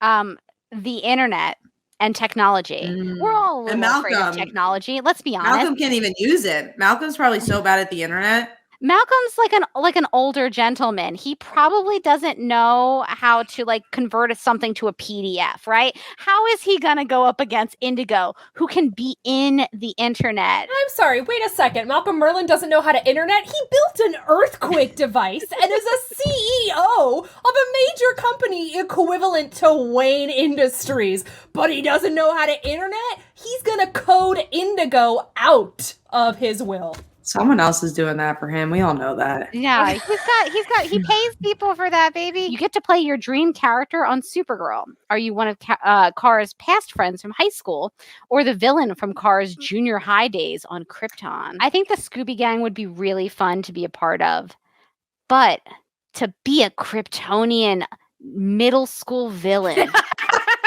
The rest of the stuff I have is from DC Films. Would you like to see those? I very much would. Yeah. Okay. Rebecca famously hates those. No. In Blank Slate, Special Agent Alexander McCoy, which is a pretty great name, played by actor Matt Passmore, is a legend in law enforcement. The agent we all hope is out there. The agent we'd all like to be. The only issue is he doesn't actually exist. He's a ghost. A phantom. So what happens when a man claiming to be Alexander McCoy walks through the door with all of his skills and knowledge, but with an agenda nobody will see coming? Can I just say that it warms my heart that Veronica, the description writer, has found another job. Me, the agent we all would want to be. I don't even want to be an agent, but now she's got me going, I guess I would want to be like this guy, a ghost, a phantom.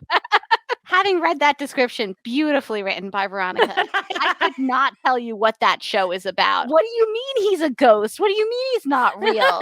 Did they make up an agent that they told all the other agents about? They're like you do for a small child when you want them to eat their supper, where they're like, you know, who would never mess up this mission? Agent Alexander McCoy.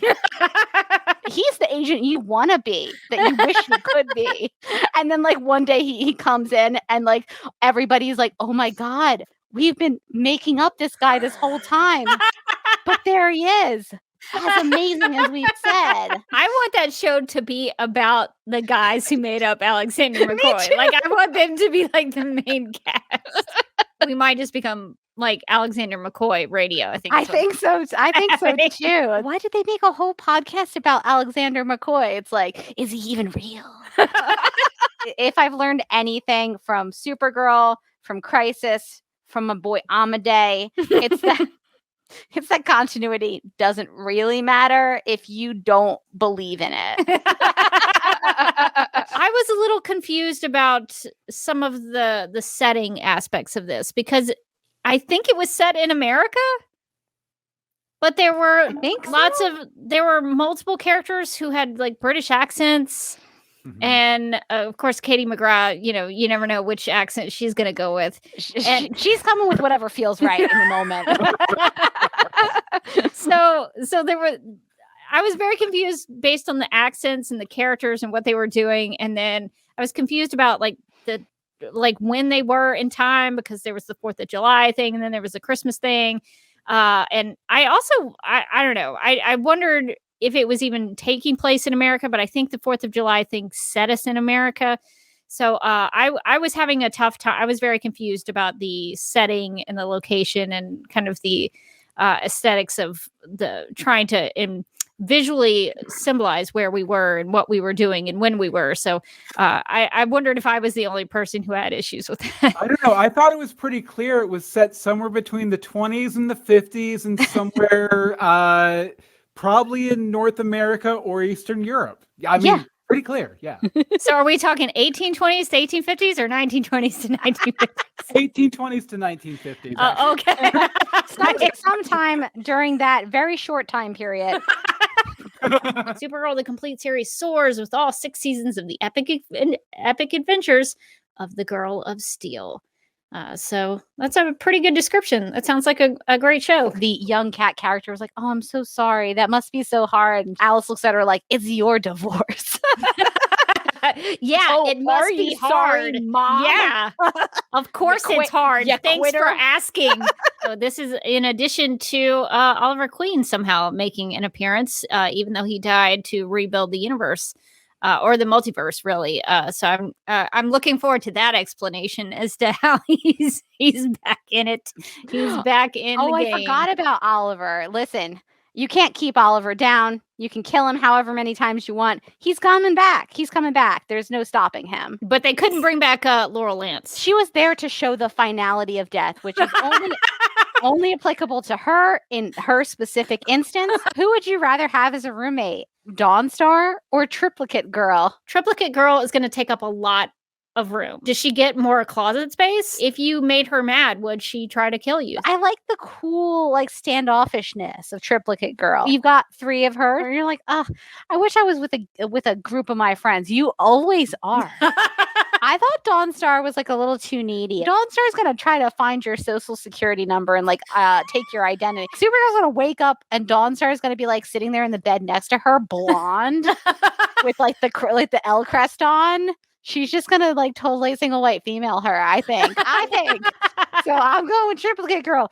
Is she always gonna be nice to me? No, but that seems normal. And that's what I like about this in terms of a modern audience. It's trying to show what it would be like if Superman was real. Some of the other interpretations of Superman is that it's kind of a fantasy, it's kind of a cartoonish thing, or it's kind of a, it's almost like a fairy tale. It's not, in the real world.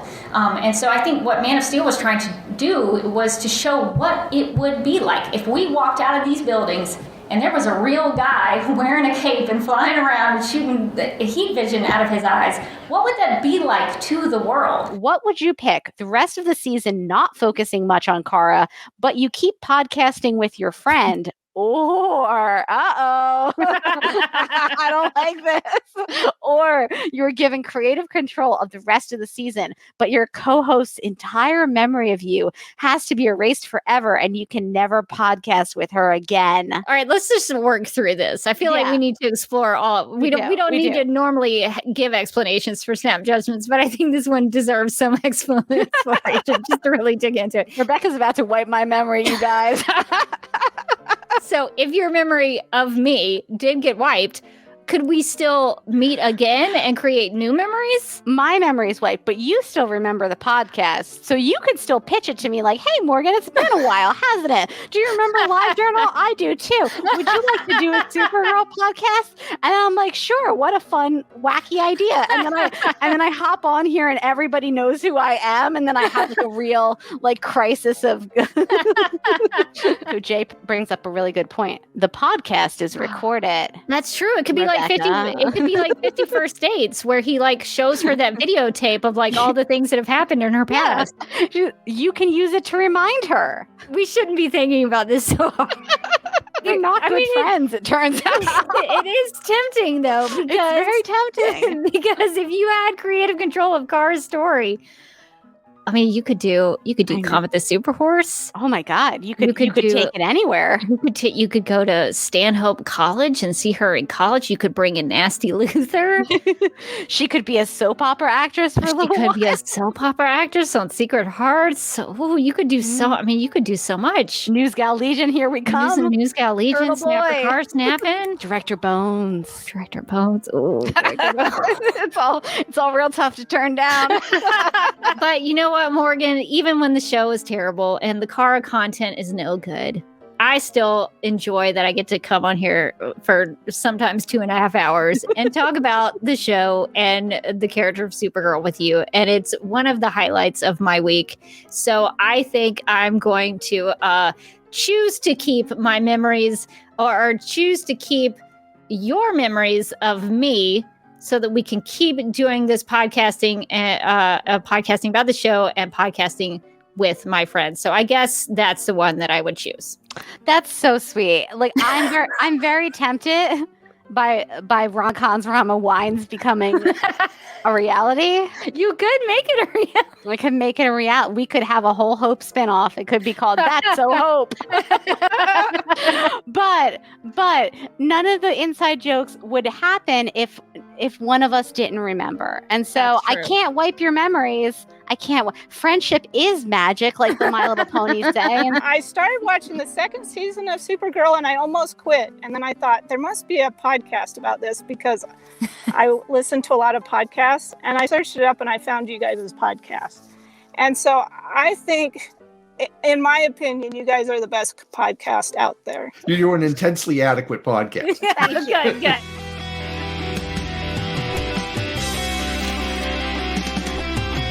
McGurk! I love typing. Not mess with my Google Docs, Meeksy. Supergirl Radio is going live every night of the week. How do you like it? Is becoming a human burrito a plus or a minus? I don't know. It does seem snug. I mean, they say you are what you eat. Kira. I love that. So I do a podcast called Supergirl Radio, and one of our segments is Lena Luthor, Boardroom or Ballroom. Because she looks like a boss in this coat.